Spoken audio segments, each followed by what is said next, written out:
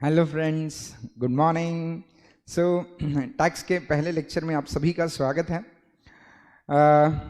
Tax ये बहुत ही दिलचस्प सब्जेक्ट रहता है बच्चों का। एग्जीक्यूटिव में भी पढ़ते वक्त बहुत मज़ा आता है टैक्स पढ़ाने में एज वेल एज पढ़ने में। रादर जितने भी कॉमर्स के कोर्सेस हैं उन सारे कोर्सेस में ये सब्जेक्ट ऐसा है जो बच्चे पढ़ते वक्त, ये प्रैक्टिकल सब्जेक्ट ऐसा है कि बच्चे पढ़ते वक्त बहुत इंटरेस्ट लेके पढ़ते हैं। ओके, अब इंटरेस्ट के पीछे वजह ये होती है कि टैक्स जो है वो हमें भरना भी पड़ेगा लाइफ में कभी ना कभी। तो हमेशा हम टैक्स भरते वक्त कहीं ना कहीं सोचते हैं कि हम इसको बचा सकते हैं, क्या टैक्स को कभी हम कम किया जा सकता है, क्या कोई ऐसी तरकीबें हैं टैक्स में, कोई प्रोविजंस है जिसमें टैक्स प्लानिंग करके कि हम टैक्स बचाने की कोशिश कर सकते हैं। तो इसके वजह से ऑटोमेटिकली ये सब्जेक्ट को पढ़ने में दिलचस्पी रहती है। सो सीएस एग्जीक्यूटिव में आपने ये सब्जेक्ट पढ़ा है, सीएस प्रोफेशनल में आपको फिर से ये सब्जेक्ट आया है। तो क्या ऐसी वजह रही होगी कि जिसके वजह से इंस्टीट्यूट ने ये सब्जेक्ट दोनों लेवल पे रखा है, आपके एग्जीक्यूटिव के लेवल पे भी और प्रोफेशनल के लेवल पे भी, ऐसे दो स्टेजेस पे ये सब्जेक्ट क्यों रखा है। पहले ये वजह बता देते हैं हम आपको और उसके बाद ये सब्जेक्ट का इंट्रोडक्शन देके शुरुआत करेंगे। मित्रों, बात ऐसे है कि एग्जीक्यूटिव लेवल पे आप जो टैक्स पढ़ते हो ना वो बेसिक या इंट्रोडक्टरी टैक्स पढ़ते हो, ठीक है। ये लेवल पे ये सब्जेक्ट यानी टैक्स का जो सब्जेक्ट है इसका डिटेल्ड नॉलेज देने की इंस्टीट्यूट ने आपको कोशिश की है। सर लेकिन हमारा कोर्स तो कंपनी सेक्रेटरी का कोर्स है, तो क्या सीएस के कोर्स का और टैक्स का कोई संबंध है क्या? बहुत ही गहरा संबंध है मित्रों। टैक्स में कंपनी सेक्रेटरीज भी प्रैक्टिस कर सकते हैं, आप सब लोग जानते हो। सो जीएसटी में भी प्रैक्टिस कर सकते हो, इनकम टैक्स में भी प्रैक्टिस कर सकते हो। सिर्फ कुछ जगह जहाँ पे ऑडिट वगैरह की केसेस हैं, भले ऑडिट का अथॉरिटी कंपनी सेक्रेटरी के पास नहीं होगा, लेकिन बाकी return filing, consultancy, advisory role बिल्कुल आप प्ले कर सकते हो, रिप्रेजेंटेशनल रोल भी आप प्ले कर सकते हो। इसलिए आईसीएसआई चाहता है, रादर बहुत सारी फर्म्स जो हैं हिंदुस्तान में उनमें इनडायरेक्ट टैक्सेस का प्रैक्टिस होता है, ठीक है, डायरेक्ट टैक्स का प्रैक्टिस होता है सीएस फर्म्स में। तो इसलिए इंस्टीट्यूट ने आपको ये सब्जेक्ट दोनों लेवल पे रखा है, ताकि अगर किसी को इसमें दिलचस्पी है, इंटरेस्ट है और आगे जाके प्रैक्टिस करने की मंशा रखते हैं, तो या रिप्रेजेंटेशनल सर्विसेज प्रोवाइड करने की मंशा रखते हैं, तो ऐसे बच्चों के लिए टैक्स का इन-डेप्थ नॉलेज होना ज़रूरी है। इसलिए इंस्टीट्यूट ने न केवल आपका टैक्स लॉज एग्जीक्यूटिव लेवल पे रखा है, बल्कि प्रोफेशनल लेवल पे भी टैक्स का सब्जेक्ट इंस्टीट्यूट ने इंट्रोड्यूस किया है। चलो तो आइए करते हैं शुरुआत टैक्स लॉस के डिस्कशन के साथ। तो यहाँ पे जो आप टैक्स पढ़ने वाले हैं वो बेसिक टैक्स नहीं है बल्कि एडवांस टैक्स है, इसलिए सब्जेक्ट का नाम भी इंस्टीट्यूट ने रखते वक्त advance tax laws and practices ऐसे नाम रखा है। Advance tax laws and practices का मतलब होता है यहाँ पे आपको बेसिक नॉलेज दिया जाएगा या एडिशनल नॉलेज। यस बिल्कुल मित्रों, यानी एग्जीक्यूटिव में जो आपने पढ़ा है ना उसके आगे आपको पहुंचाया जाएगा ये सब्जेक्ट में। तो सर एग्जीक्यूटिव में तो टैक्स हमने ऑप्शन में छोड़ दिया था या टैक्स हमें कम पसंद था, तो फिर अब यहाँ पे जो एडवांस लेवल है वो हम कैसे टैकल कर पाएंगे? चिंता मत कीजिएगा, यहाँ पे भी पढ़ाते वक्त मैं बेसिक से एडवांस तक आपको लेके जाने वाला हूँ, ठीक है। सो जैसे एग्जीक्यूटिव में मैंने एकदम आराम से आपको सब कुछ डिटेल में समझाया था, ठीक है। Tax, direct tax as well as indirect taxes दोनों को अपन ने बहुत आराम से डिस्कस किया था, समझ बूझ के डिस्कस किया था। सो जैसे एग्जीक्यूटिव में भी मैंने बहुत सारी प्रैक्टिकल चीज़ें आपको बताने की कोशिश की थी। जैसे जीएसटी पढ़ा था तो मैं जीएसटी के पोर्टल पे लेके गया था, रिटर्न फाइलिंग आपको समझाया था। इनकम टैक्स जब पढ़ाया था तो इनकम टैक्स की रिटर्न्स वगैरह मैंने आपको बताई थी। तो यहाँ पे भी बिल्कुल हम सिर्फ थियरी नहीं पढ़ेंगे बल्कि इसके हम प्रैक्टिकल्स भी पढ़ेंगे और आपको बिल्कुल, ठीक है, जो प्रैक्टिकली कैसे कैसे इसका एप्लीकेशन किया जाता है वो भी मैं बताऊँगा। तो कहीं ना कहीं जो मेरी टैक्स की प्रैक्टिस है इसका आपको भी फायदा करवा के देने की कोशिश हम जरूर करेंगे मित्रों। लेकिन एग्जीक्यूटिव और प्रोफेशनल के इस टैक्स के सिलेबस में थोड़ा सा डिफरेंस है, थोड़ा सा यानी बहुत सारा डिफरेंस है। डिफरेंस नंबर 1, वहाँ पे बेसिक टैक्स था और यहाँ पे एडवांस टैक्स है। सर सिर्फ नाम के लिए एडवांस है या वाकई एडवांस है? बिल्कुल एडवांस है मित्रों। वहाँ पे जैसे जीएसटी आपने पढ़ा तो जीएसटी में आपने बहुत बेसिक प्रोविजंस पढ़ी। अब यहाँ पे जीएसटी के provisions along with case laws पढ़ेंगे आप, ठीक है, इन डेप्थ प्रोविजंस पढ़ोगे, ठीक है। वहाँ पे जीएसटी में फोकस जो था एग्जीक्यूटिव लेवल पे, ठीक है, वो आपको समराइज प्रोविजन या बिल्कुल जो स्टार्टिंग के सेक्शन 7 से लेके 15-16 तक के सेक्शन के ऊपर ज़्यादा फोकस था इंस्टीट्यूट का, ठीक है। आपका supply, types of supply, then exemption, then time of supply, valuation और आईटीसी, बस इसके ऊपर ज़्यादा फोकस था, लेकिन उसके बाद के पार्ट के ऊपर कोई फोकस नहीं था। और ये भी आपने जो सेक्शन पढ़े ना, बस उसका बेसिक आपने पढ़ा है, इन डेप्थ जाके अपन ने वो पढ़ा नहीं है, ठीक है। केस लॉस अपन ने पढ़े नहीं थे, तो ये सारी चीज़ें आप एडवांस टैक्स लॉ में पढ़ने वाले हैं, first thing. Second thing, direct tax में वहां पे जो फोकस था ना, वो इंडिविजुअल के असेसमेंट पे था, ठीक है। यानी इंडिविजुअल का टैक्स लायबिलिटी कैसे कैलकुलेट करना है, पार्टनरशिप फर्म का कुछ हद तक, कंपनी के ऊपर तो बिल्कुल फोकस ही नहीं था। लेकिन यहाँ पे हम जो डिस्कशन करने वाले हैं वो कॉर्पोरेट असेसमेंट के ऊपर ज्यादा डिस्कशन होने वाला है, कॉर्पोरेट असेसमेंट के ऊपर ज्यादा फोकस होने वाला है, ठीक है, कंपनियों के असेसमेंट के ऊपर। तो this is the difference between आपका एग्जीक्यूटिव का टैक्स एंड प्रोफेशनल का। और एक सबसे बड़ा डिफरेंस, ठीक है, जिसकी वजह से आपको मेहनत लेनी पड़ेगी, वो ये है कि एग्जीक्यूटिव में जो टैक्स लॉस का सब्जेक्ट था वो एमसीक्यू टाइप था, एमसीक्यू पैटर्न था, तो इसके लिए डिटेल्ड क्वेश्चन सॉल्विंग नहीं था, एक एक मार्क के लिए क्वेश्चन पूछे जाते थे, बस उसी को टैकल करना है, तो उसके लिए बेसिक नॉलेज से काम चल जाता। लेकिन यहाँ पे आपको एमसीक्यू टाइप पेपर नहीं है। सीएस प्रोफेशनल के जो पेपर होते हैं मित्रों, वो डिटेल सॉल्विंग वाले पेपर होते हैं, यहाँ पे बिल्कुल एमसीक्यू का कोई संबंध आता नहीं है, तो ये बात आपको समझनी बहुत जरूरी है। तो एग्जीक्यूटिव में क्या था ना, अपने को थोड़ा सा टेंशन फ्री थे, क्यों आंसर अपने सामने था, 4 ऑप्शंस में से किसी एक ऑप्शन को चुनना था, तो टेंशन नहीं था, आराम से अपन पेपर टैकल कर लेते। लेकिन यहाँ पे जब प्रोफेशनल में आते हैं और देखते हैं कि टैक्स के सब्जेक्ट में डिटेल लिखना है आपको सब कुछ, तो बच्चे थोड़े से डर जाते हैं, ठीक है। सो डरने की जरूरत नहीं है बच्चों, मैं आपके साथ हूँ, बस आराम से सारे लेक्चर्स देखते रहिएगा, ठीक है। सारे के सारे लेक्चर्स कवर होने के बाद आपको टैक्स आराम से आ जाएगा। जैसे एग्जीक्यूटिव में आपको कभी भी बुक उठा के टैक्स पढ़ने की जरूरत नहीं पड़ी, ठीक है। सो यहाँ पे भी आपको ऐसे बुक उठा के टैक्स पढ़ने की जरूरत नहीं पड़ेगी, लेक्चर के साथ ही आपको पूरा टैक्स याद दिलवा देंगे, इतनी बार आपसे रिविजन करवा देंगे, ठीक है। चलो, सो यहाँ पे एडवांस टैक्स लॉस का सब्जेक्ट आप 100 मार्क्स के लिए पढ़ोगे, और ये आपके मॉड्यूल 1, ठीक है, सीएस प्रोफेशनल के मॉड्यूल 1 का ये सब्जेक्ट है। पूरे 9 सब्जेक्ट्स में केवल एक ही सब्जेक्ट है जो प्रैक्टिकल है, ठीक है, बाकी सारी आपके थियोरेटिकल सब्जेक्ट्स है। हाँ, थोड़ा सीआर में थोड़ा प्रैक्टिकल एस्पेक्ट आ जाता है, कॉर्पोरेट रिस्ट्रक्चरिंग में, तो सीआरआई में, नहीं तो फिर बाकी सब्जेक्ट्स में ज़्यादा प्रैक्टिकल एस्पेक्ट्स नहीं है, ठीक है, एक्सेप्ट एडवांस टैक्स लॉस। तो बहुत इंटरेस्ट से हम पढ़ेंगे, बहुत अच्छे से पढ़ेंगे, बेसिक से पढ़ेंगे। हाँ, और एक चीज़ क्लैरिफाई कर दें, जिन बच्चों को एग्जीक्यूटिव में टैक्स अच्छे से नहीं पढ़ा है, जिनके बेसिक्स वीक है, बिल्कुल चिंता मत कीजिएगा, मैं यहाँ पे पढ़ाते वक्त आपको बेसिक से पढ़ाता हूँ, ठीक है। सो बिल्कुल चिंता करने की कोई वजह नहीं है, बेसिक से हम सब कुछ पढ़ने वाले हैं और बहुत अच्छे से आपको सब कुछ समझ में आने वाला है।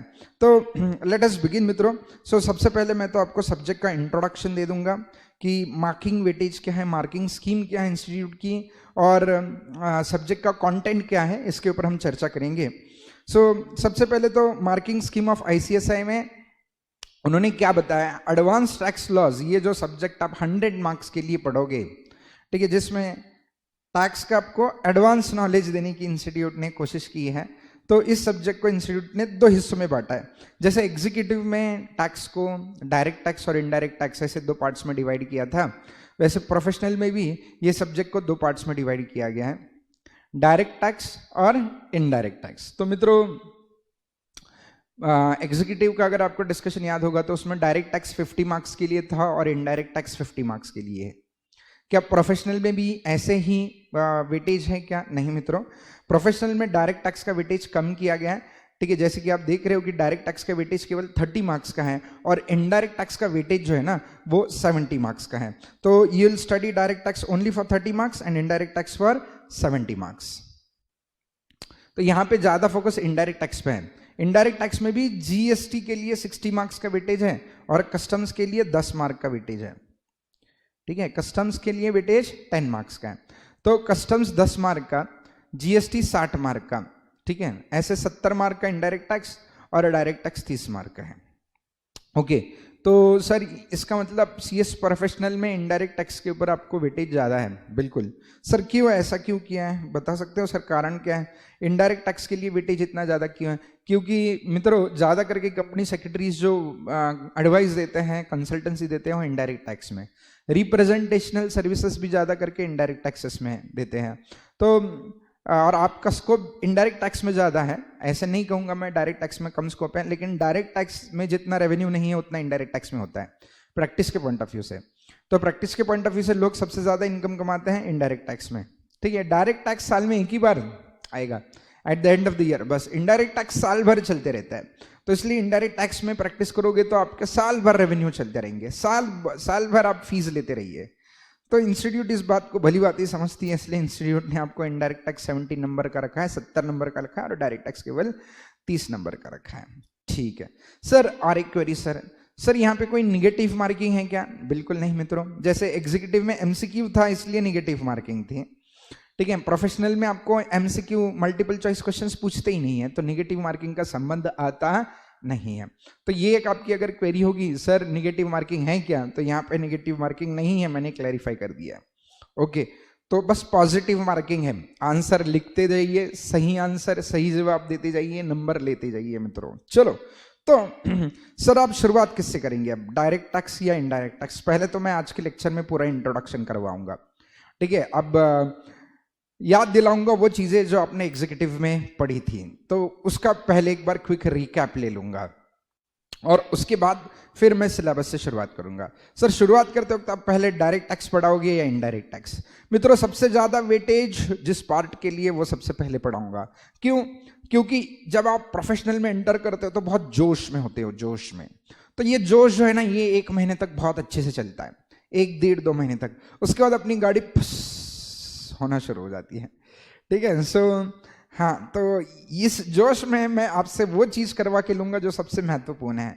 हाँ, बाद में हो जाइए भले ही, कोई दिक्कत नहीं है, लेकिन पहले तो मैं आपका वो 60 नंबर का जो जीएसटी है ना, वो एकदम परफेक्टली करवा के लेने वाला हूँ, ठीक है। इसका मतलब ऐसे नहीं कि कस्टम्स 10 मार्क्स का और आपका इनकम टैक्स जो 30 मार्क्स का है वो उसके ऊपर मैं फोकस नहीं करूंगा, बिल्कुल मेरी एनर्जी लेवल उतनी ही रहेगी। Till the and my energy level will remain same, बस आप लोगों की एनर्जी लेवल आप बनाइए रखिएगा, ठीक है। चलो सो शुरुआत हम जीएसटी से करने वाले हैं, जीएसटी के बाद कस्टम्स पढ़ेंगे और उसके बाद डायरेक्ट टैक्स पढ़ेंगे। लेकिन मित्रों, ठीक है, ये सब पढ़ने से पहले हम आज के लेक्चर में जो भी एग्जीक्यूटिव में टैक्स के बेसिक्स पढ़े थे उसको एक बार रिवाइज करना चाहते हैं। तो basically what do you mean by tax? Tax का मतलब क्या होता है? Okay, what do you mean by tax? Tax का मतलब क्या है? सो मित्रों, बचपन में हमने पढ़ा था टैक्स का, मीनिंग ऑफ टैक्स पढ़ा था हमने, है ना? मीनिंग ऑफ टैक्स पढ़ा था। तो tax is fees collected by government. Tax क्या होता है? टैक्स वो एक फीस है जो गवर्नमेंट हमसे कलेक्ट करता है, ठीक है। हर एक देश की सरकार उस देश के सिटीजन से फीस कलेक्ट करता है। फीस कलेक्ट करने के पीछे ऑब्जेक्टिव, या टैक्स कलेक्ट करने के पीछे ऑब्जेक्टिव क्या होता है, मकसद क्या होता है? इस देश की जनता का विकास। तो दुनिया में जितने भी देश हैं, हर एक देश अपने सिटीजन से टैक्स लेता है ताकि इनको फैसिलिटीज प्रोवाइड कर सके, इनके ऊपर खर्चा कर सके, यही बेसिक मकसद होता है। ओके, तो टैक्सेस दुनिया भर में 2 टाइप के टैक्सेस कलेक्ट किए जाते हैं, एक है डायरेक्ट टैक्स और दूसरा है इनडायरेक्ट टैक्स। वेरी गुड, ठीक है। सो ये भी हमने एग्जीक्यूटिव में पढ़ा था। सो direct tax is that tax which is collected directly from the public. वो टैक्स जो पब्लिक डायरेक्टली गवर्नमेंट को पे करती है, उस टैक्स को हम मित्रों क्या कहते हैं? Direct tax. सो डायरेक्ट टैक्स में 2 टाइप के टैक्सेस आते हैं, एक होता है इनकम टैक्स और दूसरा होता है वेल्थ टैक्स, ठीक है। ये भी याद होगा शायद, है ना? मैं बस रिवीजन करने का काम कर रहा हूं, ठीक है। सो जो बेसिक्स हमने बचपन में पढ़े थे, ठीक है, वो बच्चे भूल गए होंगे, तो एक बार रिवाइज कर लूंगा पहले लेक्चर में।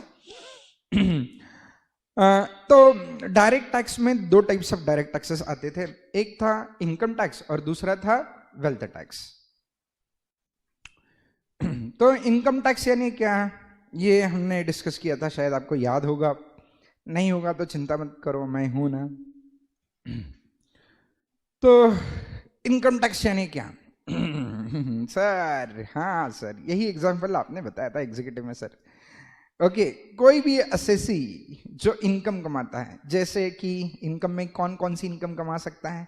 Income from salary, salary income हो सकती है आपकी। अगर बिजनेस करोगे तो बिजनेस इनकम हो सकती है।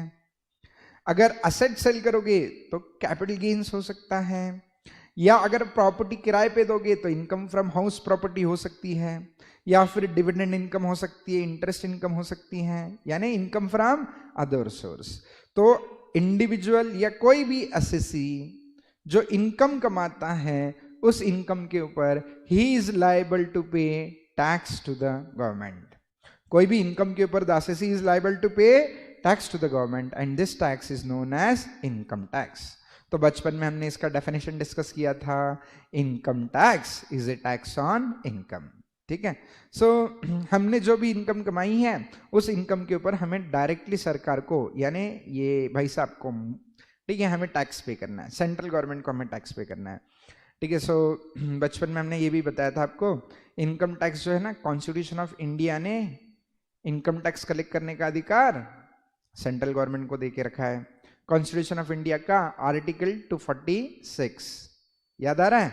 आर्टिकल 246 लिस्ट 1 यूनियन लिस्ट में entry number 82 income tax is a tax on income other than agriculture income, ऐसा लिखा था।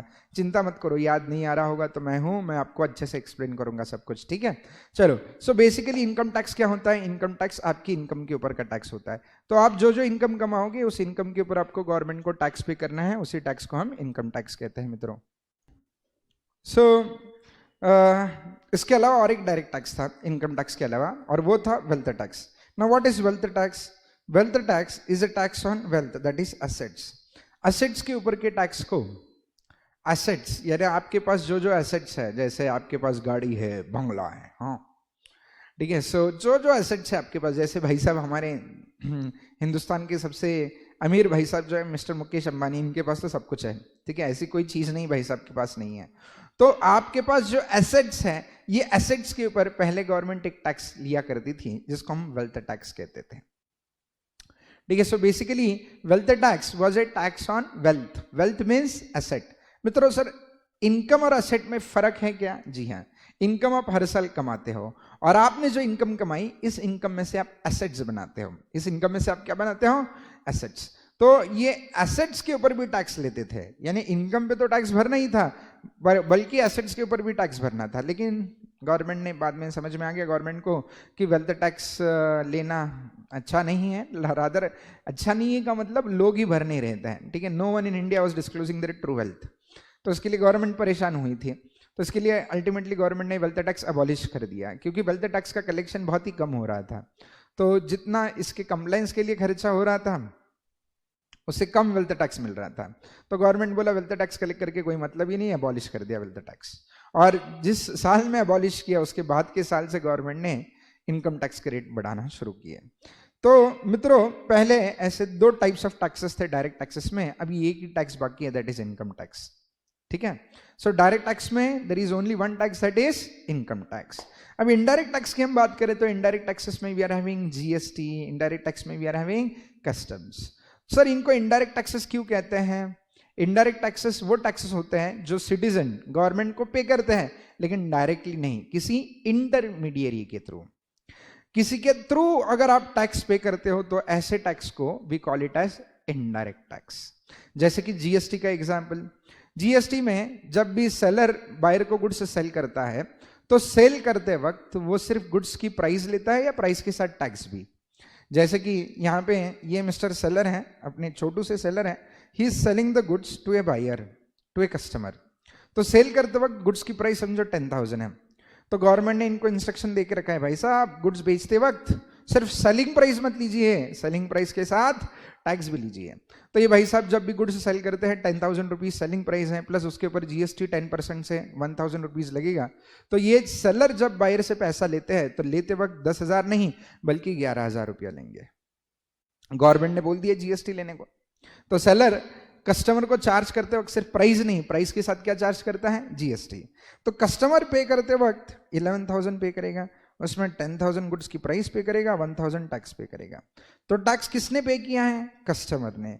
कस्टमर ये पैसा किसको दे रहा है? सेलर को। लेकिन क्या ये पैसा सेलर पूरा का पूरा 11,000 अपने जेब में रखेगा? नहीं, इसमें से वो 1,000 टैक्स किसको देगा? गवर्नमेंट को। इन शॉर्ट, सेलर ने बायर से टैक्स कलेक्ट किया और गवर्नमेंट को पास किया। तो इसका मतलब किसके जेब से अल्टीमेटली टैक्स गया है? बायर के। लेकिन बायर डायरेक्टली गवर्नमेंट को पे कर रहा है क्या? नहीं, बायर किसके थ्रू पे कर रहा है? ये सेलर के थ्रू। ठीक है. So the taxes which are paid through intermediaries to the government, the taxes which are paid through intermediaries to the government are known as indirect taxes. ठीक है. ओके. सो ये हमने डिस्कशन किया था बचपन में, बस याद दिलाने की कोशिश की. तो मित्रों क्या हम कह सकते हैं कि टैक्सेस का ब्रॉडर क्लासिफिकेशन ऐसे है, डायरेक्ट और indirect. Direct taxes are those taxes which are collected directly from the general public. जो टैक्सेस हम गवर्नमेंट को डायरेक्टली पे करते हैं उनको हम डायरेक्ट टैक्स कहते हैं, और जो टैक्सेस किसी इंटरमीडियरी के थ्रू पे करते हैं उनको हम इनडायरेक्ट टैक्सेस कहते हैं. हाँ सर, याद आ गया सर, बिल्कुल एग्जीक्यूटिव में अपन ने ऐसे कुछ पढ़ा था.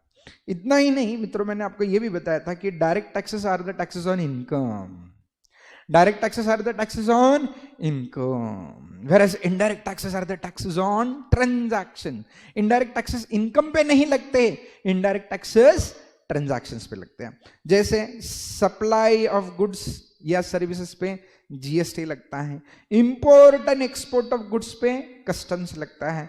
तो अगर ट्रांजैक्शन हुई तो वो टैक्स लगेगा. सप्लाई की ट्रांजैक्शन हुई तो जीएसटी लगेगा, इंपोर्ट और एक्सपोर्ट की ट्रांजैक्शन हुई तो कस्टम्स लगेगा. ठीक है. तो बेसिकली इनडायरेक्ट टैक्सेस किस पे है मित्रों? इनडायरेक्ट टैक्सेस ट्रांजैक्शन पे है और डायरेक्ट टैक्सेस इनकम पे. तो ये सबसे दो बड़े डिफरेंसेस है. ठीक है, डायरेक्ट और इनडायरेक्ट टैक्स में. तो डायरेक्ट टैक्सेस हम डायरेक्टली गवर्नमेंट को पे करते हैं, इनडायरेक्ट टैक्सेस किसी इंटरमीडियरी के थ्रू पे करते हैं.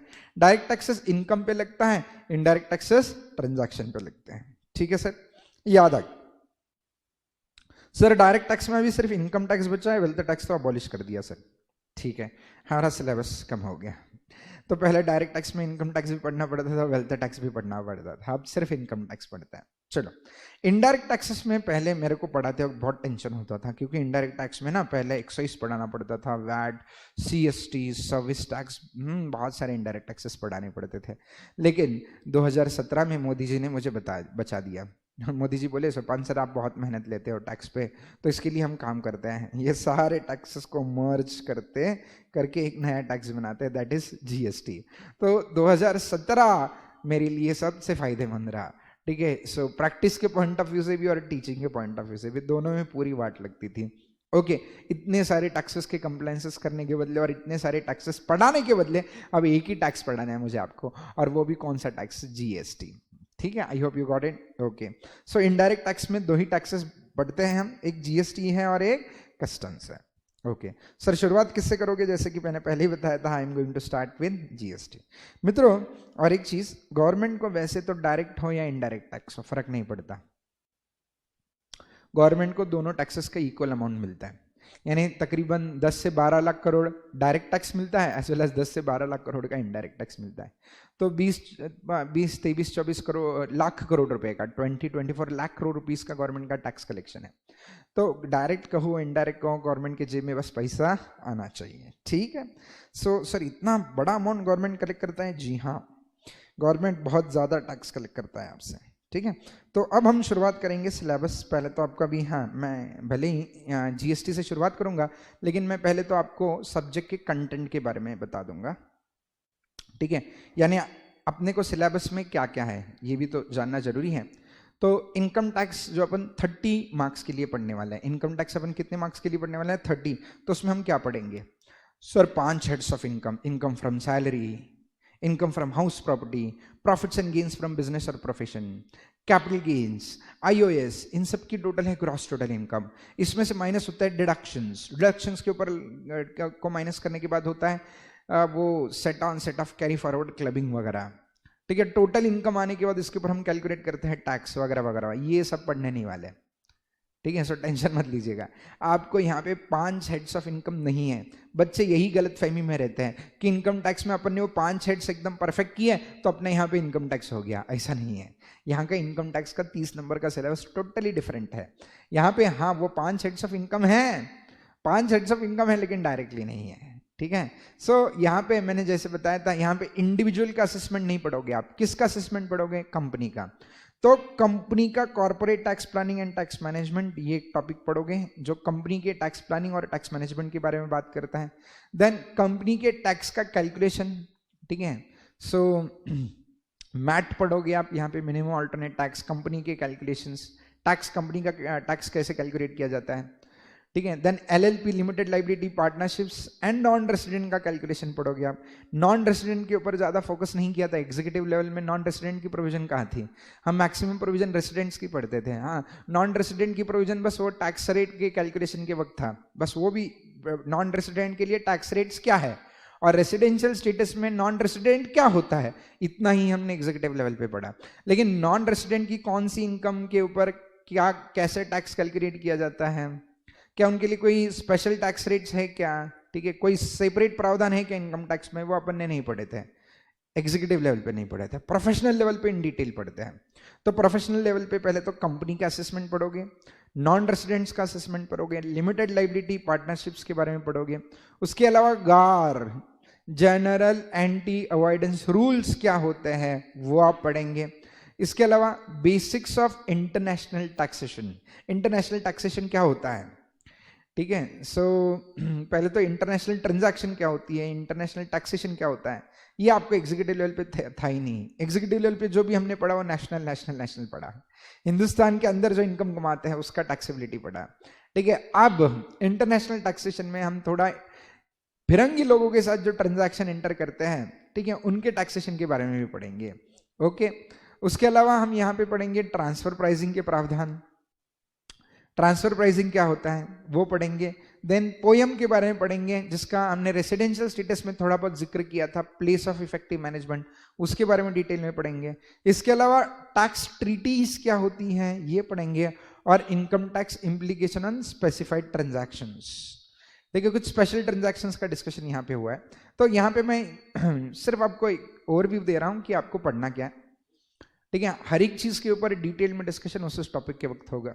सो 30 नंबर का जो इनकम टैक्स है ना बहुत ही प्यारा है, ठीक है। वहां पे 50 नंबर के लिए आप बहुत सारा पढ़ते थे, कहाँ पे, एग्जीक्यूटिव में। एग्जीक्यूटिव में 5 heads, deduction, set on set off, clubbing, deduction, then वो थियरी का असेसमेंट वगैरह, रिटर्न फाइलिंग, ये बाबा 50 नंबर के लिए इंस्टीट्यूट ने सब कुछ इंक्लूड कर दिया था, वाट लगा के रखी थी बच्चों की।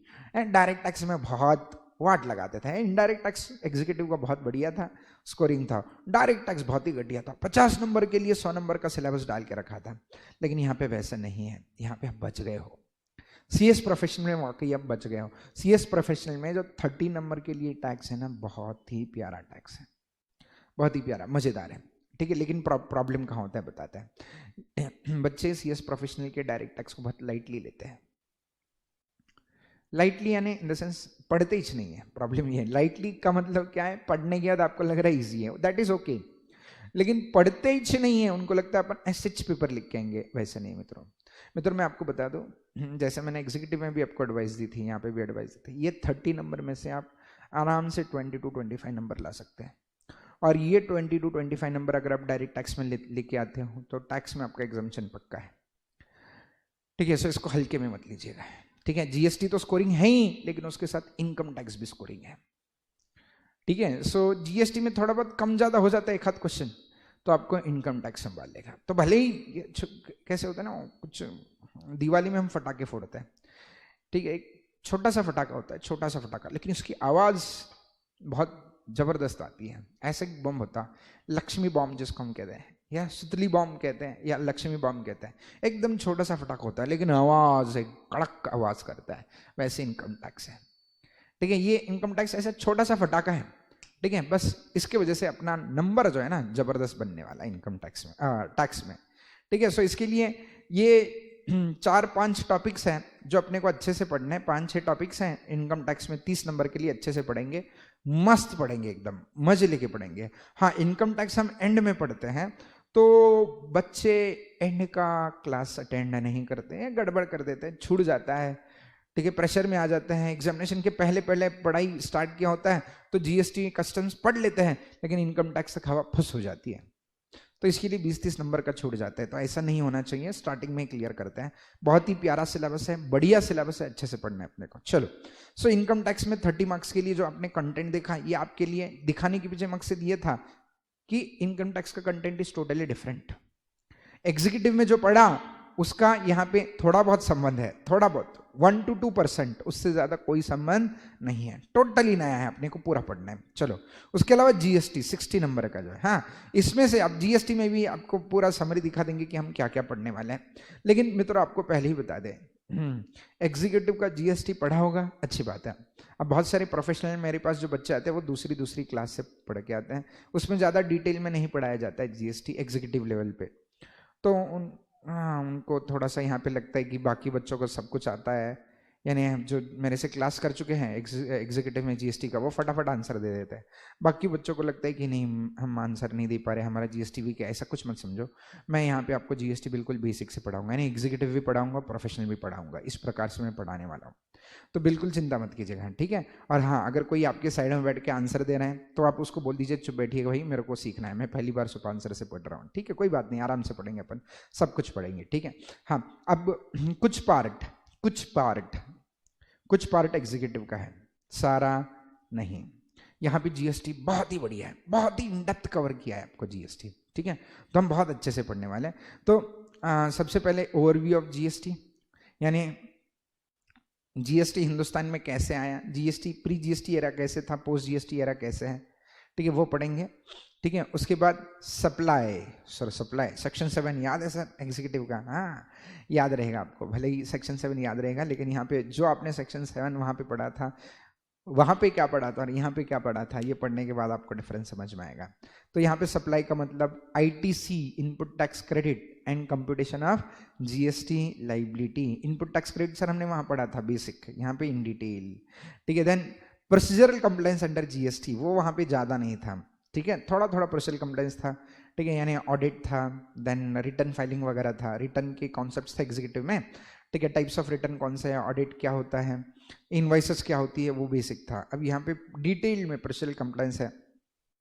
Then demand recovery advance ruling appeals and revision के प्रावधान, ठीक है, वहाँ पे नहीं थे आपको बिल्कुल, यहाँ पे डिटेल में है कि बाबा इंस्पेक्शन कैसे होता है, सर्च सीजर में क्या होता है, पेनल्टीज क्या लगती हैं, वो सारी चीजें आपको नहीं थी एग्जीक्यूटिव लेवल पे, प्रोफेशनल लेवल पे पढ़ेंगे। Then compliance rating, anti profiteering act, GST practitioners authorised representatives and professional opportunities, ये आपके लिए बहुत जरूरी है कि बाबा वाकई हम जीएसटी में प्रैक्टिस कर सकते हैं, ठीक है, हमारे लिए क्या स्कोप है वगैरह वगैरह, वो यहाँ पे आपको एक्सप्लेन किया है ताकि सीएस के बच्चे भी समझ सके बाबा टैक्स में भी आपको बहुत स्कोप है मित्रों, टैक्स की प्रैक्टिस करके आप लाखों रुपया करोड़ों रुपया कमा सकते हो, क्योंकि जीएसटी में प्रैक्टिस करने वाले लोग बहुत ही कम हैं, बहुत ही कम लोग जीएसटी में प्रैक्टिस करते हैं। तो इसके लिए अगर आप अच्छे से पढ़ते हो जीएसटी तो आपको प्रैक्टिस के काम में, क्योंकि देखो सीए लोग जो है ना वो थक गए, अभी जितने भी प्रैक्टिसिंग सीएस थे, ठीक है, वो टैक्स का जीएसटी जब से आए वो वाट लग गई उनकी, जीएसटी से बहुत परेशान है, ठीक है। सो उन लोगों ने अपना प्रैक्टिस कम कर दिया है और नए प्रोफेशनल मिल नहीं रहे, जो भी पुराने एक्साइज वाले प्रैक्टिशनर्स थे they are fed up with GST. तो जीएसटी में काम बहुत है लेकिन करने वाले लोग कम हैं, तो इसके लिए आप जैसी नई जनरेशन अगर जीएसटी में आती है तो आपको स्कोप बहुत ज़्यादा रहेगा।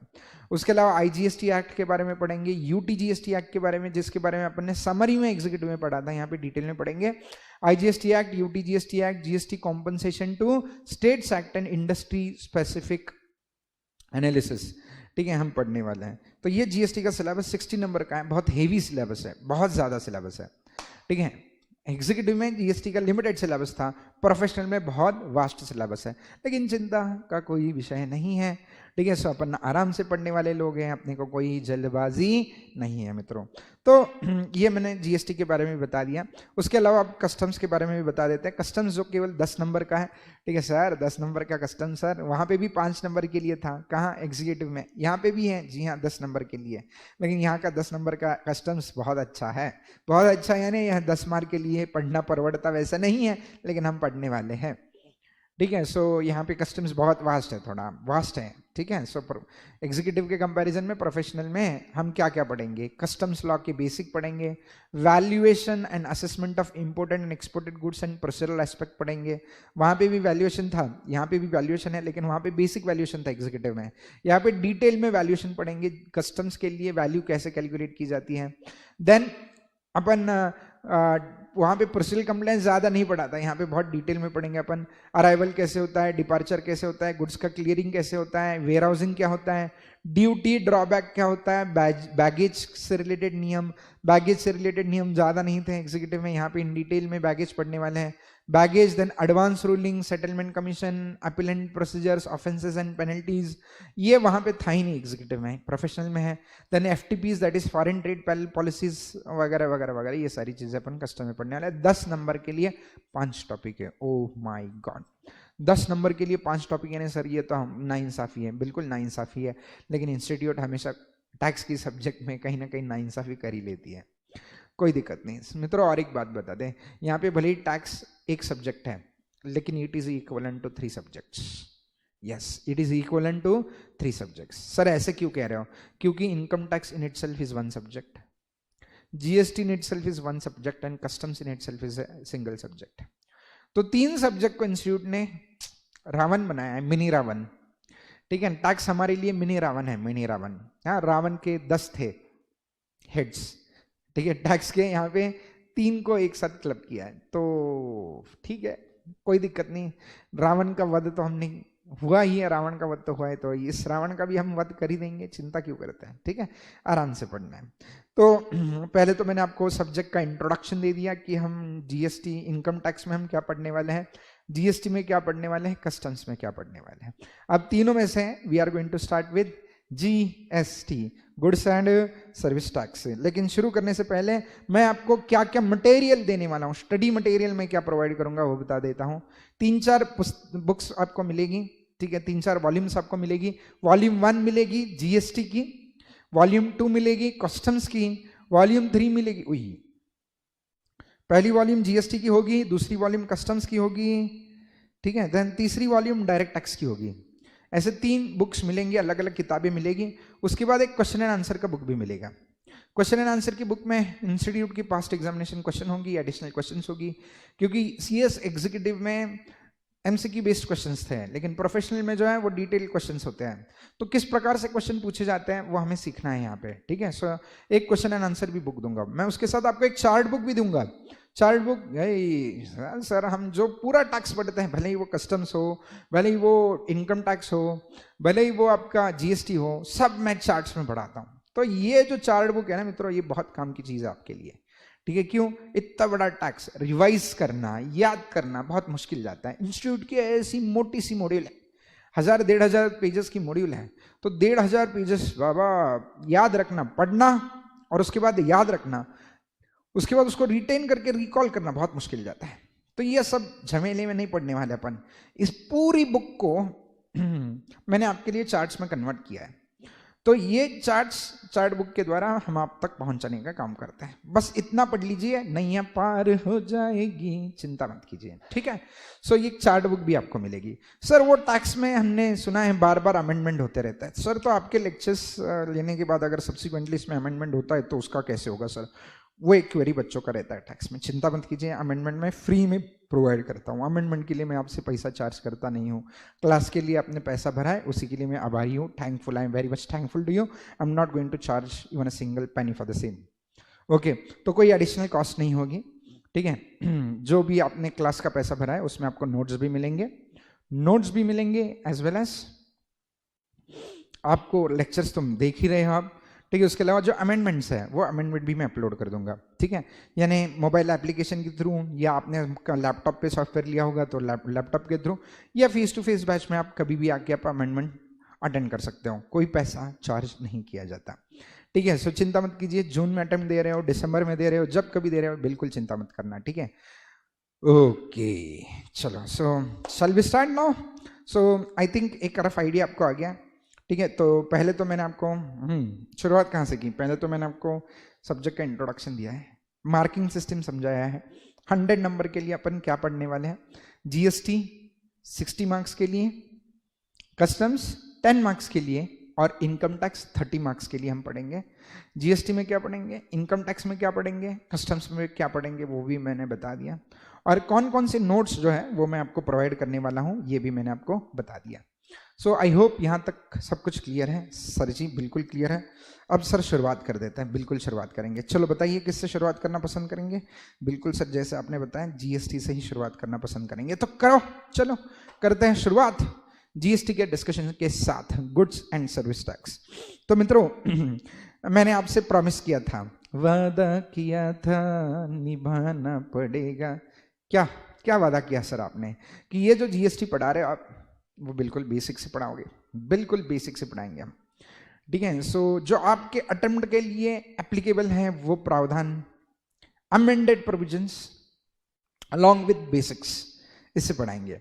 तो इसका कुछ पार्ट ऐसे है, मैंने पहले ही बताया है आपको कि एग्जीक्यूटिव में भले ही आप वो चीज़ पढ़ चुके होंगे लेकिन मुझे पता है ये भूल गए आप, ऐसा मैं अज्यूम कर रहा हूँ। पहली अजम्पशन मेरी है कि एग्जीक्यूटिव में आपने कुछ पढ़ा ही नहीं।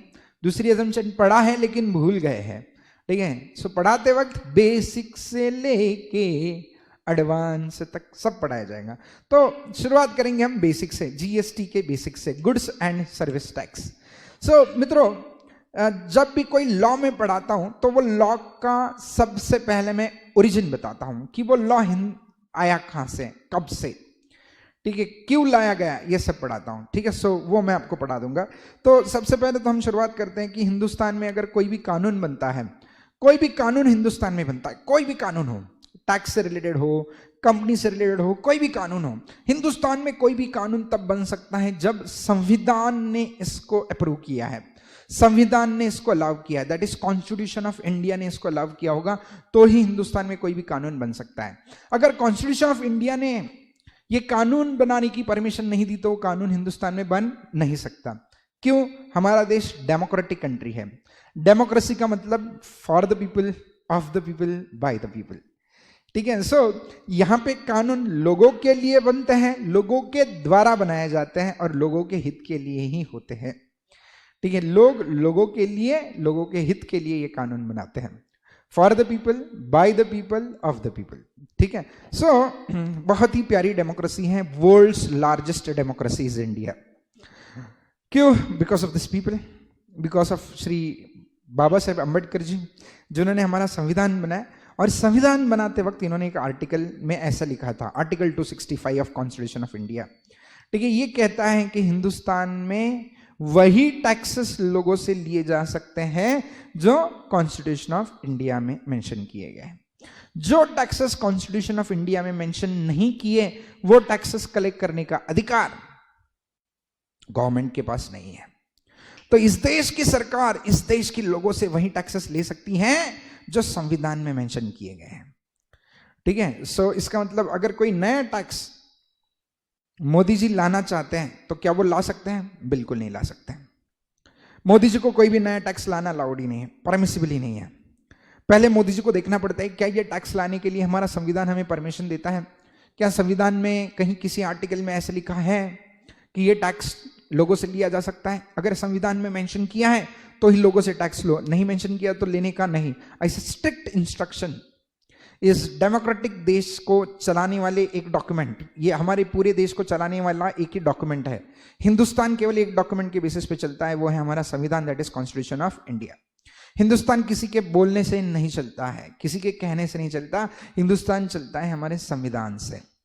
और हमारे संविधान के आर्टिकल 265 ने ये लिखा है कि लोगों से वही टैक्सेस लिए जा सकते हैं जो संवैधानिक है, यानी जो कॉन्स्टिट्यूशन ऑफ इंडिया में मेंशन किए गए हैं। ओके, तो इसके लिए हम सबसे पहले कोई भी टैक्स पढ़ने से पहले ये चेक करते हैं कि क्या ये टैक्स संवैधानिक कॉन्स्टिट्यूशनल है या नहीं। कोई भी टैक्स पढ़ो आप, कोई भी लॉ पढ़ो, सबसे पहले देखो कहां, बाइबल में, अपना बाइबल, अपनी गीता, अपना कुरान, कॉन्स्टिट्यूशन ऑफ इंडिया है। तो क्या कॉन्स्टिट्यूशन ऑफ इंडिया में ये टैक्स के बारे में कुछ मेंशन किया है? अगर मेंशन किया होगा तो वो टैक्स हम पढ़ेंगे और वही टैक्स हम गवर्नमेंट को देंगे। जो टैक्स कॉन्स्टिट्यूशन ऑफ इंडिया में मेंशन नहीं किया, न वो लोगों से कलेक्ट किया जा सकता है, न लोग वो टैक्स पे करने के लिए जिम्मेदार है। चलो, तो आर्टिकल 265 पढ़ने के बाद हम ये सोचना शुरू कर रहे हैं कि क्या जीएसटी संवैधानिक है या नहीं, क्या जीएसटी कलेक्ट करने का अधिकार कॉन्स्टिट्यूशन ऑफ इंडिया ने दिया है या नहीं सरकार को, ये हम चेक करने वाले हैं। लेकिन वो चेक करने से पहले एक आर्टिकल है, आर्टिकल 245। आर्टिकल 245 कहता है क्या कहता है आर्टिकल 245? आर्टिकल 245 कहता है, देखो एक दिक्कत है। क्या दिक्कत है बताइए जरा। क्या बताए? हाँ क्या बताए? हाँ हाँ, इंडिया पॉपुलेशन वाइज दुनिया की पॉपुलेशन हिंदुस्तान की जो आबादी है, population wise India is world's second largest country. Area wise India is world's 7th largest country. Area wise India is world's 7th largest country, population wise India is second largest country. इसका मतलब हिंदुस्तान बहुत बड़ा देश है, इसमें बहुत ज्यादा आबादी है और एरिया भी बहुत ज्यादा है।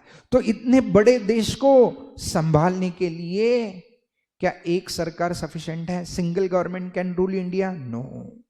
तो इसलिए हिंदुस्तान में देश को चलाने के लिए सेंट्रल गवर्नमेंट बनाई गई है, राज्य को चलाने के लिए, स्टेट्स को चलाने के लिए स्टेट गवर्नमेंट बनाई गई है, और लोकल एरियाज को चलाने के लिए लोकल अथॉरिटीज बनाई गई है, म्युनिसिपैलिटीज, म्युनिसिपल कॉर्पोरेशंस, ग्राम पंचायत बनाई गई है। तो ऐसे 3 टायर स्ट्रक्चर हिंदुस्तान में चलता है। तो देश को संभालने का जिम्मेदारी सेंट्रल गवर्नमेंट को देके रखा है, स्टेट्स को संभालने की जिम्मेदारी स्टेट गवर्नमेंट को देके रखा है, और लोकल एरियाज को संभालने की जिम्मेदारी लोकल अथॉरिटीज को देके रखा है मित्रों। तो उससे हुआ क्या कि हिंदुस्तान को बहुत सारी गवर्नमेंट मिलके चलाते हैं, central government, state government, local authorities, सब लोग मिलके चलाते हैं। लेकिन हर एक गवर्नमेंट को चलने के लिए फ्यूल की जरूरत होती है। फ्यूल यानी टैक्स। जब तक गवर्नमेंट की जेब में टैक्स नहीं आएगा तब तक गवर्नमेंट आपके ऊपर खर्चा कैसे करेगा? तो इसलिए आर्टिकल 245 को ये बात भली भांति पता थी। जिस किसी ने कॉन्स्टिट्यूशन बनाया उसको हमारा सलाम है। कॉन्स्टिट्यूशन बहुत ही दिमाग, सोच समझ के बनाया गया। तो कॉन्स्टिट्यूशन के आर्टिकल 245 में ये कहा है, 1949 में जब संविधान बना था, कॉन्स्टिट्यूशन ऑफ इंडिया, तो तब क्या सोच थी बनाने वाले की? वो कहा कि आगे जाके डिस्प्यूट हो सकती है स्टेट्स, रादर गवर्नमेंट्स के बीच में। Central government, state government, local authorities आपस में झगड़ सकते हैं, मुझे ये टैक्स चाहिए, मुझे वो टैक्स चाहिए। तो इसलिए आर्टिकल 245 ने क्लैरिफाई कर दिया कि सारे टैक्सेस को ये एक सिंगल गवर्नमेंट कलेक्ट नहीं करेगी। कुछ टैक्सेस सेंट्रल गवर्नमेंट कलेक्ट करेगी और कुछ टैक्सेस स्टेट गवर्नमेंट और कुछ टैक्सेस लोकल अथॉरिटी। यानी पहले तो संविधान के आर्टिकल 265 ने कहा कि वही टैक्सेस कलेक्ट किए जा सकते हैं लोगों से जो कॉन्स्टिट्यूशन ऑफ इंडिया में मेंशन किए हैं। आर्टिकल 245 कहता है कि सारे टैक्सेस एक सिंगल गवर्नमेंट ने कलेक्ट नहीं करने हैं। कुछ टैक्सेस सेंट्रल गवर्नमेंट कलेक्ट करेगी, कुछ स्टेट गवर्नमेंट और कुछ लोकल अथॉरिटीज कलेक्ट करेगी। तो कितने प्यारे आर्टिकल हैं। पहला आर्टिकल कहता है कि लोगों से कौन सा टैक्स लो, वही जो संविधान में मेंशन किया है। दूसरा टैक्स कहता है कि टैक्स लोगे ना तो मिलके लो, यानी कुछ टैक्सेस सेंट्रल गवर्नमेंट को लेने का अधिकार दो, कुछ टैक्सेस स्टेट गवर्नमेंट को, कुछ टैक्सेस लोकल अथॉरिटी को। इससे होगा क्या? इससे ऐसे होगा कि हर एक सरकार की जेब में टैक्स आएगा तो अपने लोगों के ऊपर खर्चा कर पाएगा। महाराष्ट्र स्टेट की गवर्नमेंट के पास टैक्स आएगा तो महाराष्ट्र के लोगों का विकास होगा, ठीक है। उसमें भी पुणे म्युनिसिपल कॉर्पोरेशन के पास टैक्स आएगा तो पुणे म्युनिसिपैलिटी में रहने वाले लोगों के लिए फैसिलिटीज प्रोवाइड की जाएगी। वही सेंट्रल गवर्नमेंट के पास टैक्स आएगा तो देश की रक्षा करने के लिए खर्चा किया जाएगा। तो मित्रों, हर एक गवर्नमेंट को टैक्स मिलना जरूरी है, ठीक है। चलो, इसके लिए हम पढ़ते हैं कि ये टैक्सेस ये गवर्नमेंट कलेक्ट करती है, ये टैक्स वो गवर्नमेंट कलेक्ट करती है। तो ये भी क्लैरिफाई करने का काम कॉन्स्टिट्यूशन ऑफ इंडिया ने किया। कॉन्स्टिट्यूशन ऑफ इंडिया में पता था उनको, संविधान बनाते वक्त ये बात पता थी कि आगे जाके हर एक गवर्नमेंट आपस में झगड़ा करेगी, हर एक गवर्नमेंट आपस में झगड़ा करेगी कि मेरे को ये टैक्स चाहिए, मेरे को वो टैक्स चाहिए। तो ऐसा झगड़ा न हो, इसलिए आर्टिकल 246 बनाया गया। आर्टिकल 246 में 3 लिस्ट बनाई गई मित्रों। कितने लिस्ट? 3। लिस्ट 1 को यूनियन लिस्ट कहा जाता है, लिस्ट 2 को स्टेट लिस्ट कहा जाता है और लिस्ट 3 को कॉन्करेंट लिस्ट कहा जाता है। लिस्ट 1 को, जिसको यूनियन लिस्ट कहा जाता है, उसमें वो लिस्ट ऑफ टैक्सेस दिए हैं जो कलेक्ट करने का अधिकार सेंट्रल गवर्नमेंट के पास है। The taxes which are mentioned in list 1 are to be collected by central government. यानी देखो जिसने कॉन्स्टिट्यूशन बनाया ना बहुत दिमाग लगा, बोला देखो आगे जाके सेंट्रल गवर्नमेंट बोलेगा मेरे को ये टैक्स दो, स्टेट बोलेगा मेरे को ये, आपस में झगड़ा करेंगे, है झगड़ा मत करो, चिंता मत करो। आर्टिकल 246 है ना, उसमें डायरेक्ट बताया, लिस्ट दिया टैक्सेस का, हाँ ये taxes shall be collected by central government, ये लिस्ट के taxes shall be collected by state government, ये लिस्ट के taxes shall be collected by both. तो ऐसे कितनी लिस्ट बनाई? 3। लिस्ट 1 को नाम दिया यूनियन लिस्ट। यूनियन लिस्ट में जो जो टैक्सेस मेंशन किए हैं, यानी लिस्ट का मतलब क्या होता है? List of taxes. इसमें टैक्सेस की लिस्ट बना के दी, ये टैक्स, ये टैक्स, ये टैक्स, ये टैक्स, ये टैक्स, ये टैक्स, ये सारी टैक्सेस कौन कलेक्ट करेगा? Central government. तो ऐसे लिस्ट को क्या नाम दो? Union list. इसका मतलब list 1 which is known as the union list, ठीक है, it contains the taxes which are to be collected by central government. List 1 contains the list of taxes which are to be collected by central government. List 2 contains the list of taxes which are to be collected by state government, and list 3 contains the list of taxes which are to be collected both by the center as well as state. तो जैसे आपका income tax और customs ये list 1 में आता है, agriculture के ऊपर का tax, excise duty on alcoholic liquor, ये लिस्ट 2 में आता है, ठीक है। लिस्ट 3 में बहुत कम टैक्सेस आते हैं जो जॉइंटली कलेक्ट करते हैं, ठीक है, centre as well as state मिलके जॉइंटली कलेक्ट करते हैं, ठीक है। सर जीएसटी किस लिस्ट में आता है? जीएसटी लिस्ट 3 में आता होगा ना सर? क्यों सर, क्यों जीएसटी लिस्ट 3 में आता होगा? क्योंकि जीएसटी सर मिलके कलेक्ट करते हैं ना, सेंटर स्टेट। हाँ नहीं, ठीक है। 1949 में जब कॉन्स्टिट्यूशन ऑफ इंडिया बनाया था तब जीएसटी नाम का कोई टैक्स ही नहीं था, इसलिए जीएसटी न लिस्ट 1 में था, न लिस्ट 2 में था, न लिस्ट 3। तो सर इसका मतलब जीएसटी कलेक्ट करने का अधिकार किसी भी गवर्नमेंट के पास नहीं था? बिल्कुल नहीं था। सर इसका मतलब जीएसटी असंवैधानिक है? नहीं है। It is not unconstitutional. GST legislation it is made constitutional. कैसे? ठीक है, 2017 में 101th constitution of India amendment act पास किया गया, यानी हमारे संविधान को अमेंड किया गया। 2017 में जब जीएसटी लाया गया तब हमारे संविधान को अमेंड किया। क्यों अमेंड किया संविधान को? क्योंकि जीएसटी नामक कोई टैक्स ही नहीं था। हमारे कॉन्स्टिट्यूशन ऑफ इंडिया के तीनों लिस्ट हमने रीड कर ली, ठीक है। हमने लिस्ट 1 रीड की, उसमें कहीं लिस्ट जीएसटी का जिक्र नहीं था। लिस्ट 2 रीड की, उसमें कहीं जीएसटी का जिक्र नहीं था। लिस्ट 3 रीड की, उसमें भी कहीं जीएसटी का जिक्र नहीं था। सर क्यों नहीं था? क्योंकि बाबा साहेब अम्बेडकर जी, हालांकि हम मानते हैं बहुत ही टैलेंटेड है, लेकिन 1949 में जब कॉन्स्टिट्यूशन ऑफ इंडिया बनाया गया तो उनको ये बात पता नहीं थी कि 2017 में, ठीक है, यानी भारत को आज़ादी मिलने के तकरीबन 70 साल बाद, भारत को आज़ादी मिलने के बाद तकरीबन 70 साल बाद हिंदुस्तान में जीएसटी नाम का कोई टैक्स आएगा। 70 साल के बाद का विजन किसको होता है? अपने को खुद को ही पता नहीं अपन 2 दिन के बाद क्या करने वाले हैं, 1 साल के बाद क्या करने वाले हैं। अम्बेडकर जी ने तो भले ही बहुत विजन रखा भाई साहब ने, लेकिन 70 साल के बाद जीएसटी आएगा ये उनको पता कैसे होगा? नहीं। तो इसलिए उन्होंने कहीं पे भी किसी भी लिस्ट में जीएसटी का जिक्र किया ही नहीं था। तो फिर जीएसटी लोगों से कलेक्ट कैसे कर रहा है? तो फिर क्या किया 2017 में, जब नेशनल डेमोक्रेटिक अलायंस यानी एनडीए की सरकार थी, तो पहले ही बता देते हैं कि आई एम अपॉलिटिकल, ठीक है, मैं किसी पॉलिटिकल पार्टी को सपोर्ट नहीं करता, ठीक है, मैं बस I am the normal citizen of this country and I am proud to be सो।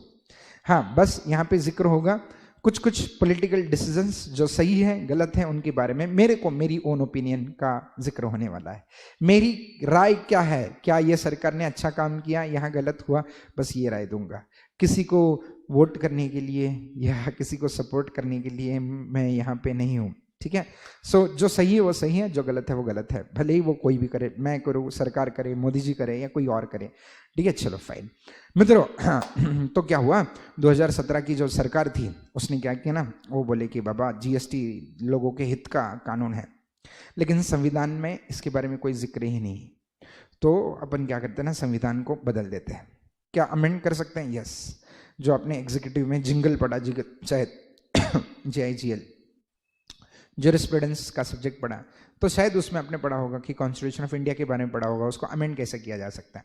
तो हमारे संविधान को बदला जा सकता है, ठीक है, जब हाउसेस ऑफ पार्लियामेंट अप्रूवल देते हैं, स्पेशल रेजोल्यूशन पास करके संविधान को अमेंड किया जा सकता है।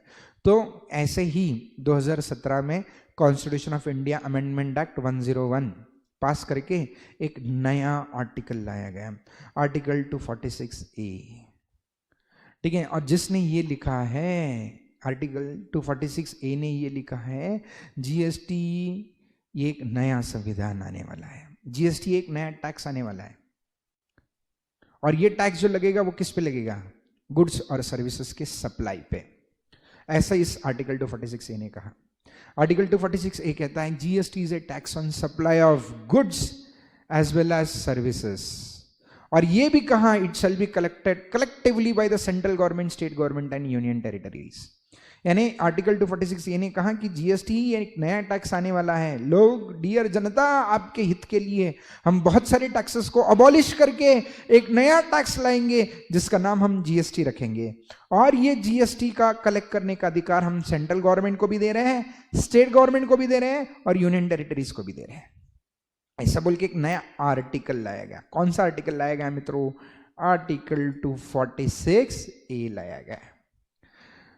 तो यहां से हमारी जीएसटी की शुरुआत होने वाली है। मैंने बताया था मैं जो भी लॉ पढ़ाऊंगा आपको ओरिजिनेशन से पढ़ाऊंगा। तो this is the origination of GST. Article 246A is the origination of GST. जिसने ये कहा, आर्टिकल 246A ने ये कहा कि इस देश की जनता के ऊपर आप जीएसटी नामक टैक्स डियर गवर्नमेंट लगा सकते हैं। और किस पे लगाओगे? किस पे लगाओगे? जीएसटी किस पे लगाओगे? सप्लाई पे। किस चीज के सप्लाई पे? Goods as well as services के सप्लाई पे जीएसटी लगेगा। अब कैसे लगाएंगे? उसके लिए आप एक्ट बनाइए।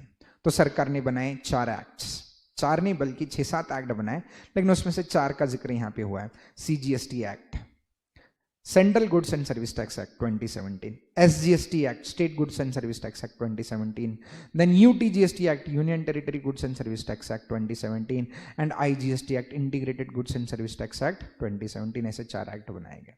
उसी के साथ और एक एक्ट बनाया गया। कौन सा? Anti profiteering act. और एक एक्ट बनाया गया, GST compensation to states act. ठीक है, सो ऐसे 6 एक्ट बनाए गए। ठीक है, सो वो दोनों एक्ट का जिक्र आगे होने वाला है, उसके बारे में हम डिस्कशन करेंगे। लेकिन सर जीएसटी का जब एडवर्टाइजमेंट होता है तो 1 नेशन 1 टैक्स करके एडवर्टाइजमेंट होता है, 1 नेशन 1 टैक्स। लेकिन यहाँ पे तो सर आप 4 अलग अलग एक्ट पढ़ाने वाले हैं हमें। हाँ मित्रों, भले ही मोदी जी एडवर्टाइजमेंट करते हैं 1 नेशन 1 टैक्स, बिल्कुल सही एडवर्टाइजमेंट है, यानी एडवर्टाइजमेंट में कोई गलती नहीं है। उन्होंने ये कहा था कि 1 नेशन 1 टैक्स, उन्होंने ये नहीं कहा था 1 नेशन 1 एक्ट। आप एडवर्टाइजमेंट को गलत ले रहे हो। ठीक है, उन्होंने क्या कहा था? 1 नेशन 1 टैक्स। उन्होंने ये नहीं कहा था कि 1 नेशन 1 एक्ट। ठीक है, तो देखो जीएसटी आने से पहले एक्साइज एक्ट अलग था, कस्टम्स सेल्स वैट एक्ट अलग था, देन आपका सीएसटी एक्ट अलग था, सर्विस टैक्स एक्ट अलग था। तो वहां पे भी 3-4 एक्ट थे। जीएसटी आने के बाद भी 3-4 एक्ट है, लेकिन कंप्लायंस का बर्डन कम हो गया। वहां पे क्या था? हर एक एक्ट के लिए अलग कंप्लायंस था। एक्साइज का रिटर्न अलग भरना था, सर्विस टैक्स का अलग भरना था।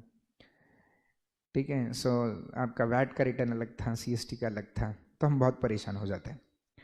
ठीक है, सो ये बर्डन उन्होंने कम कर दिया। भले ही एक्ट उन्होंने कम नहीं किए होंगे, लेकिन कंप्लायंस बोल रहे कि भले ही आपके ये 4-5-6 एक्ट हैं, लेकिन सबके लिए रिटर्न एक ही भरना है, अलग अलग रिटर्न भरने की जरूरत नहीं, तो चिंता मत कीजिए।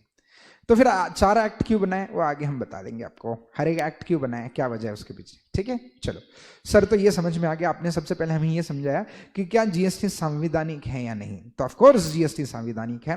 जीएसटी हमारे संविधान के मुताबिक ही लिया जाता है।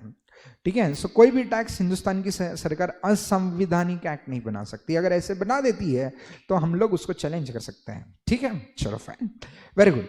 तो सर इसका मतलब आपने यहाँ पे 4 आर्टिकल्स का जिक्र किया है। ठीक है, सो सबसे पहला आर्टिकल जो आपने बताया था वो था आर्टिकल 265। आर्टिकल 265 कहता है कि इस देश के लोगों से वही टैक्स लिया जा सकता है जो कॉन्स्टिट्यूशन ऑफ इंडिया में मेंशन किया है। तो हमने आर्टिकल 265 से पूछा कि बाबा कॉन्स्टिट्यूशन ऑफ इंडिया में कौन से टैक्सेस मेंशन किए हैं, तो बोला वो मैं नहीं बताऊंगा, उसके लिए आप आर्टिकल 246 के पास जाइए। आर्टिकल 246 आपको यह बताने का काम करेगा कि कौन कौन से टैक्सेस गवर्नमेंट हमसे लेती है, ठीक है, वो बताने का काम किस आर्टिकल ने किया, आर्टिकल 246, ठीक है। चलो, तो आर्टिकल 265 ने क्या कहा, आर्टिकल 265 से केवल ये कहता है कि डियर जनता, आपसे वही टैक्सेस लिए जा सकते हैं जो कॉन्स्टिट्यूशन ऑफ इंडिया में मेंशन किए गए हैं। जो टैक्सेस कॉन्स्टिट्यूशन ऑफ इंडिया में मेंशन किए गए नहीं है, वो टैक्सेस आपसे लेने का अधिकार सरकार के पास नहीं है। चलो, ये बताने का काम आर्टिकल 265 ने किया। Clear? Yes sir, clear.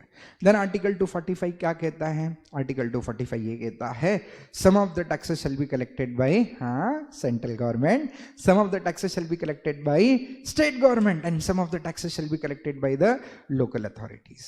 Okay, then next article, article 246 ने ये बताया कि कौन से टैक्सेस सेंट्रल गवर्नमेंट लेगा, कौन से स्टेट गवर्नमेंट लेगा और कौन से टैक्सेस दोनों मिलके लेंगे।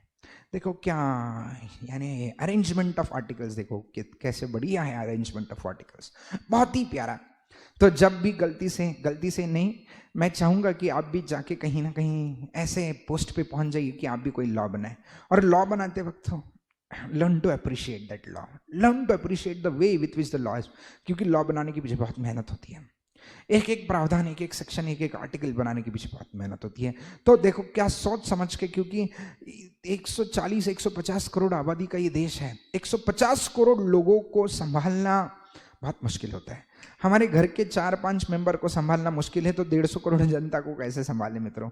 और उनको संभालने के लिए कानून बनाया जाता है।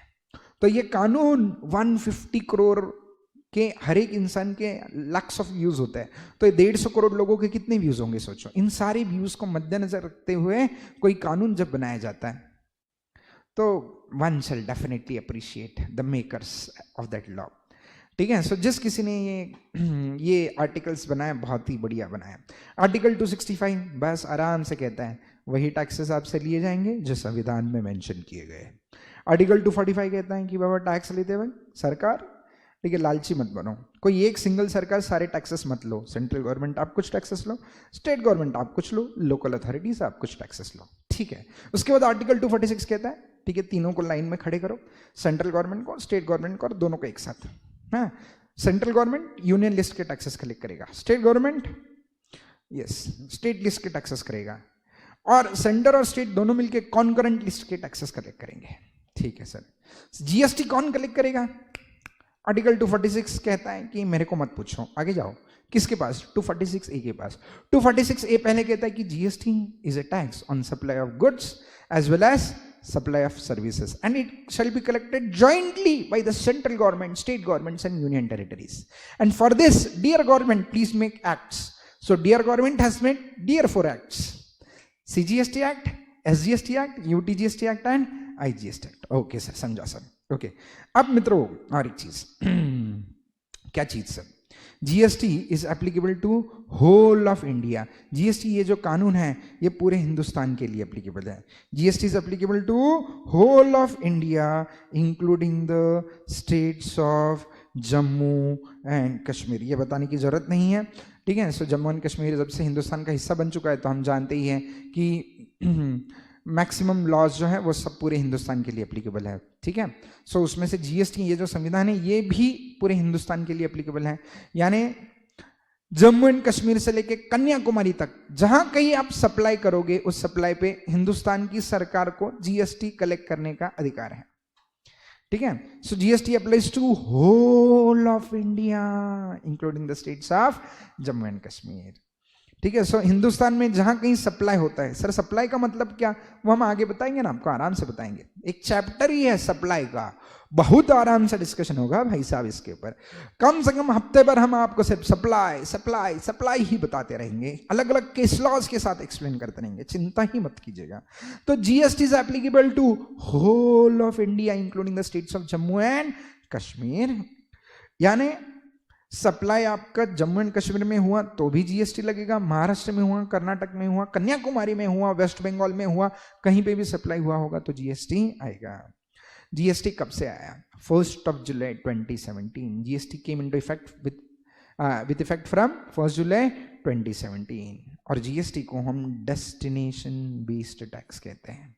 डेस्टिनेशन बेस्ड और ओरिजिन बेस्ड, ऐसे दो टाइप्स के टैक्सेस होते हैं, लेकिन जीएसटी को ओरिजिन बेस्ड नहीं बल्कि डेस्टिनेशन बेस्ड टैक्स कहा जाता है। सर क्यों डेस्टिनेशन बेस्ड टैक्स कहा जाता है? आने वाले लेक्चर में मैं इसके ऊपर भी चर्चा करूंगा, इसको डेस्टिनेशन बेस्ड टैक्स क्यों कहते हैं।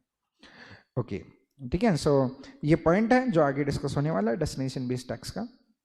उसके बाद जीएसटी किस पे लगता है? गुड्स पे, सर्विसेज पे या दोनों पे? दोनों पे। GST supply of goods as well as supply of services पे लगता है। जब ये आया था तो हमारे प्रिय राहुल जी ने, ठीक है, जीएसटी को गब्बर सिंह टैक्स के नाम से संबोधित किया था, ठीक है। सो इसके लिए जीएसटी का फुल फॉर्म उस जमाने में 2017 में गब्बर सिंह टैक्स करके पॉपुलर करवाया गया था। अब जीएसटी के बारे में अलग अलग सरकारों ने बहुत क्रिटिसाइज किया था, ठीक है। मैंने पहले बताया मैं किसी गवर्नमेंट के पास किसी पार्टी के पक्ष में या विपक्ष में बोलने वाला नहीं हूँ, लेकिन अल्टीमेटली जीएसटी लोगों के हित का कानून था। ये बात सब लोगों को बाद में समझ में आ गई, थोड़ा टाइम लगा, लेकिन बाद में सबको समझा कि जीएसटी जो है वो जनता के हित का कानून है, ठीक है। चलो सर, तो GST, what are the takeaways from the previous slide? What are the takeaways? ठीक है, पहले तो जीएसटी जो है असंवैधानिक नहीं है, अनकॉन्स्टिट्यूशनल नहीं है, it is perfectly constitutional. It was levied through article 246A of constitution of India. Constitution of India के आर्टिकल 246A के तहत जीएसटी लाया गया, ठीक है। GST is a tax on supply of goods as well as supply of services, ठीक है। ये कलेक्ट करने का अधिकार central government, state government, union territories के पास है। इसके लिए 4 कानून बनाए गए which became effective from 1 July 2017। CGST act, SGST act, UTGST act, IGST act.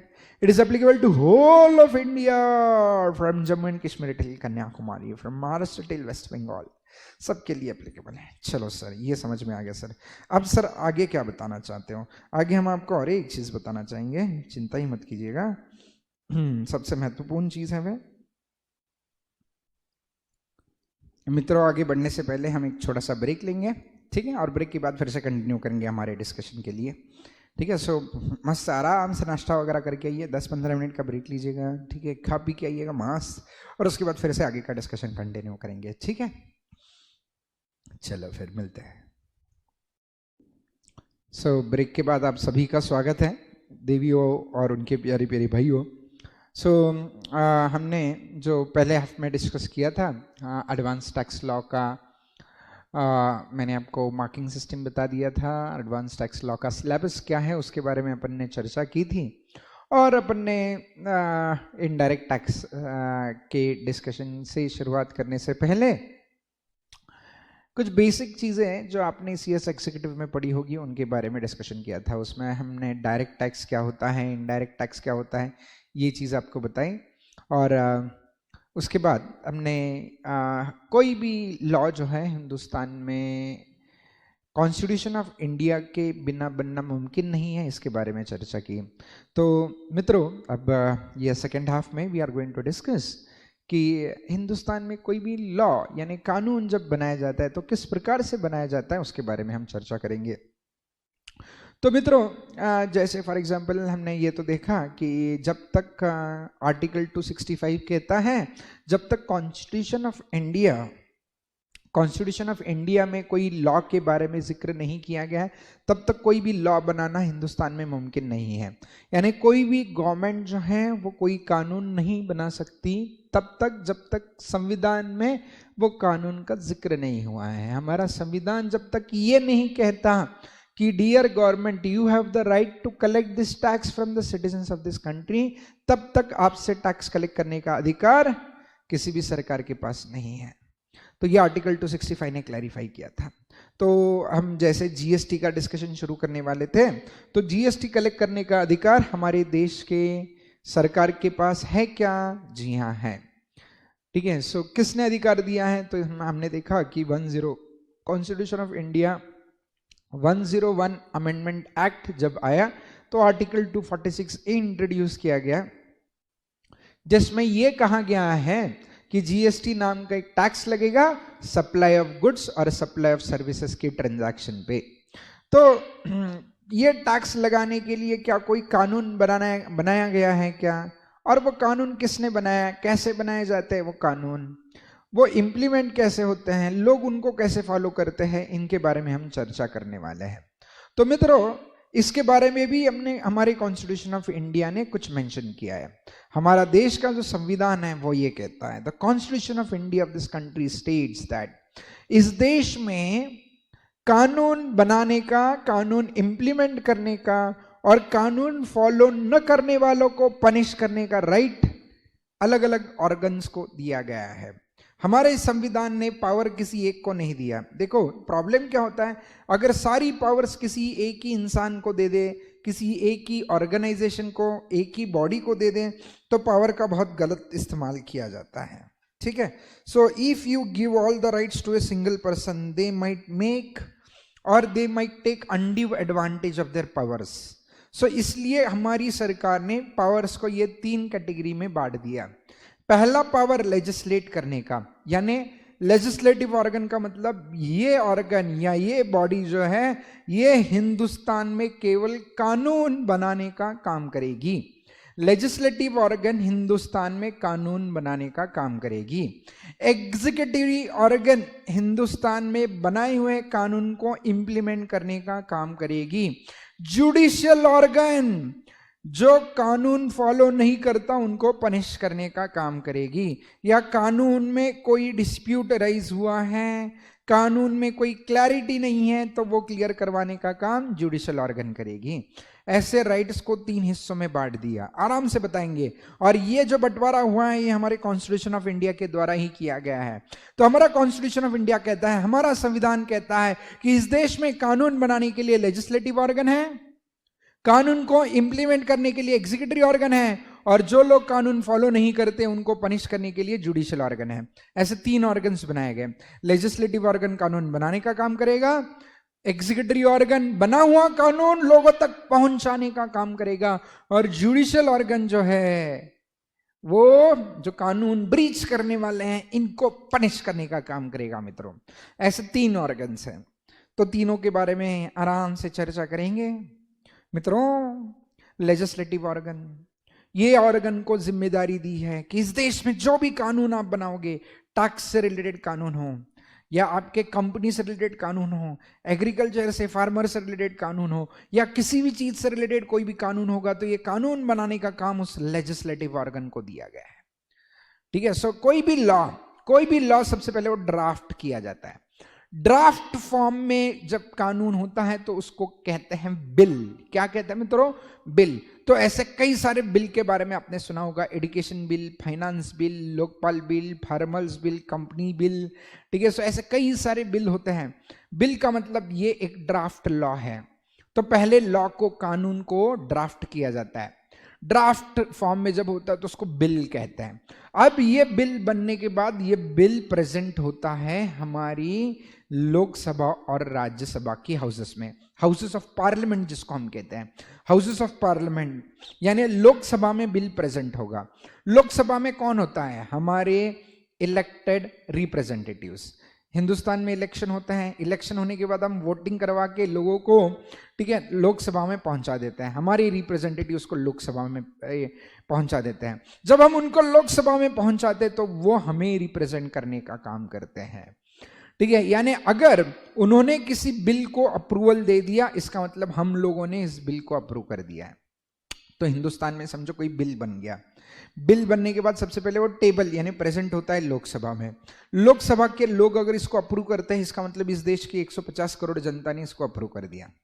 Approval मिलने के बाद, लोकसभा का अप्रूवल मिलने के बाद वो प्रेजेंट होता है राज्यसभा में। कहाँ प्रेजेंट होता है? राज्यसभा में। राज्यसभा के लोगों ने अप्रूवल देने के बाद इसके ऊपर सिग्नेचर होती है प्रेसिडेंट की। President is the first citizen of this country. President is the first citizen of this country. तो प्रेसिडेंट के सिग्नेचर के बाद, इस देश के प्रेसिडेंट जब इसको साइन करते हैं, तो प्रेसिडेंट के सिग्नेचर के बाद मित्रों ये बिल बनता है एक्ट। ये बिल क्या बनता है? एक्ट। ठीक है, तो कोई भी कानून जब ड्राफ्ट फॉर्म में होता है तो उसको हम बिल कहते हैं। जब वो लोकसभा के मेंबर्स, राज्यसभा के मेंबर्स और प्रेसिडेंट साइन कर देता है, अप्रूव कर देता है, तब जाके ये बिल कन्वर्ट होता है एक्ट में। और जब ये एक्ट में कन्वर्ट होगा तभी ये हम सब लोग फॉलो करने के लिए लायबल बन जाते हैं। ठीक है, it becomes mandatory upon us. So we are not supposed to follow a bill. Bill is not binding on us. Draft law को कोई वैलिडिटी नहीं होता। अगर कोई कानून सिर्फ ड्राफ्ट फॉर्म में है, यानी समझो लोकसभा के लोग अप्रूव नहीं करते, या फिर राज्यसभा के लोग अप्रूव नहीं करते, या फिर प्रेसिडेंट इसके ऊपर साइन नहीं करता, तो ये बिल को कोई वैल्यू नहीं है। ये बिल महज एक कागज का टुकड़ा है, इसको कोई कीमत नहीं है। लेकिन लोकसभा में अप्रूवल होने के बाद, राज्यसभा में अप्रूवल होने के बाद, प्रेसिडेंट ने साइन करने के बाद ये बिल बनता है एक्ट। तो मित्रों, इन द सेम मैनर जब जीएसटी का कानून बनाया गया था तो ड्राफ्ट फॉर्म में वो था जीएसटी बिल। जब ये जीएसटी बिल लोकसभा में प्रेजेंट हुआ, अप्रूव हुआ, राज्यसभा में प्रेजेंट हुआ, अप्रूव हुआ, और प्रेसिडेंट ने अप्रूव किया, उसके बाद बना वो GST act. Similarly income tax act 1961 जब ड्राफ्ट फॉर्म में था तो वो था इनकम टैक्स बिल। ये इनकम टैक्स बिल लोकसभा में प्रेजेंट हुआ, राज्यसभा में प्रेजेंट हुआ, और बाद प्रेजेंट हुआ, और उसके बाद प्रेसिडेंट ने उसके ऊपर सिग्नेचर किया, तब जाके बना इनकम टैक्स एक्ट। प्रेसिडेंट ने ये साइन किया 1 अप्रैल, और प्रेसिडेंट ने सिग्नेचर करने के बाद उसमें लिखा गया this income tax act shall come into effect from 1 अप्रैल 1962। यानी भले ही इनकम टैक्स एक्ट 1961 में बना, लेकिन वो इफेक्टिव बनाया 1 अप्रैल 1962 से। तो इसलिए इनकम टैक्स एक्ट हम सब लोग फॉलो करते हैं 1 अप्रैल 1962 से, प्रेसिडेंट के सिग्नेचर के बाद। ठीक है, समझ में आ गया। तो इस देश में कोई भी कानून बनने से पहले जब वो ड्राफ्ट फॉर्म में होता है तो उसको हम क्या कहते हैं? बिल। ठीक है, ये बिल पास होने के बाद, लोकसभा और राज्यसभा के मेंबर ने इसको पास करने के बाद, प्रेसिडेंट के सिग्नेचर के बाद ये बनता है एक्ट। एक्ट हम सब पे बाइंडिंग है, मैंडेटरी है। ये एक्ट इंप्लीमेंट करने का, एग्जीक्यूट करने का, लोगों तक पहुंचाने का काम है एग्जीक्यूटरी ऑर्गन का। तो लेजिस्लेटिव ऑर्गन क्या करेगा? लेजिस्लेटिव ऑर्गन सिर्फ कानून बनाएगा, बस। लेजिस्लेटिव ऑर्गन केवल कानून बना के छोड़ देता है उसको। एक बार कानून बन गया तो लेजिस्लेटिव ऑर्गन का काम खत्म हो गया, लेजिस्लेटिव ऑर्गन का काम खत्म हो जाता है। उसके बाद जो काम शुरू होता है वो किसका काम शुरू होता है? उसके बाद काम शुरू होता है एग्जीक्यूटरी ऑर्गन का। किसका काम शुरू होता है मित्रों? एग्जीक्यूटरी ऑर्गन का काम शुरू हो जाता है। ओ ठीक है सर, ये एग्जीक्यूटरी ऑर्गन क्या करता है? कानून इंप्लीमेंट करने का काम करता है। एग्जीक्यूटरी ऑर्गन क्या करता है? कानून इंप्लीमेंट। तो सर ये एग्जीक्यूटिव ऑर्गन में कौन आता है? Central government. ये एक आपको याद रखना है, ठीक है। सेंट्रल गवर्नमेंट यानी मोदी जी कोई कानून नहीं बना सकते, याद रखना। मोदी जी कोई कानून नहीं बना सकते, मोदी जी कोई भी कानून नहीं बना सकते। हिंदुस्तान में कानून केवल लेजिस्लेटिव ऑर्गन बना सकता है। तो लोग समझते हैं मोदी जी कानून बनाते हैं, नहीं, मोदी जी कोई कानून नहीं बना सकते हैं। मोदी जी सिर्फ कानून इंप्लीमेंट करते हैं। बने हुए कानून को बहुत अच्छे तरीके से इंप्लीमेंट करने का काम मोदी जी करते हैं। क्यों? लेजिस्लेटिव ऑर्गन में जो लोकसभा और राज्यसभा के मेंबर्स होते हैं, जो लॉ अप्रूव करने का काम करते हैं, क्या उसमें सिर्फ मोदी जी होते हैं? सारे पार्टीज के, सारे पक्ष के लोग होते हैं। बीजेपी, कांग्रेस, बहुत सारी पार्टीज हैं हिंदुस्तान में, सारी पार्टीज के इलेक्टेड रिप्रेजेंटेटिव्स वहां पे जाके बैठे हैं, तो सब लोग अप्रूवल दे रहे हैं, तब जाके बनता है ये कानून। तो मोदी जी अकेले कोई कानून नहीं बना सकते।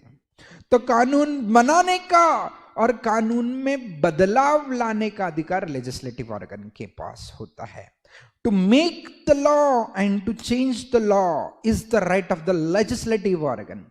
तो फिर ये एग्जीक्यूटिव ऑर्गन क्या करता है? आपने जो कानून बनाया ना, वो एग्जीक्यूट करेगा, इंप्लीमेंट करेगा, लोगों को फॉलो करने के लिए बोलेगा। तो ये एग्जीक्यूट करने की जिम्मेदारी किसकी होती है? सेंट्रल गवर्नमेंट की। Sir central government is headed by whom? Prime minister. तो यहां पे आते हैं आपके मोदी जी, यहां पे, ठीक है, एग्जीक्यूटिव ऑर्गन में आते हैं मोदी जी। कहां आते हैं मोदी जी? एग्जीक्यूटिव ऑर्गन में आते हैं मोदी जी।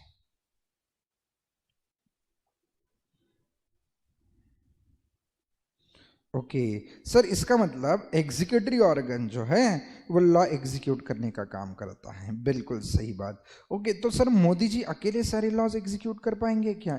इतना क्षमता एक सिंगल पर्सन में है क्या सर? नहीं मित्रों, एक सिंगल पर्सन सारे लॉ कैसे एग्जीक्यूट कर सकता है? मुमकिन ही नहीं है।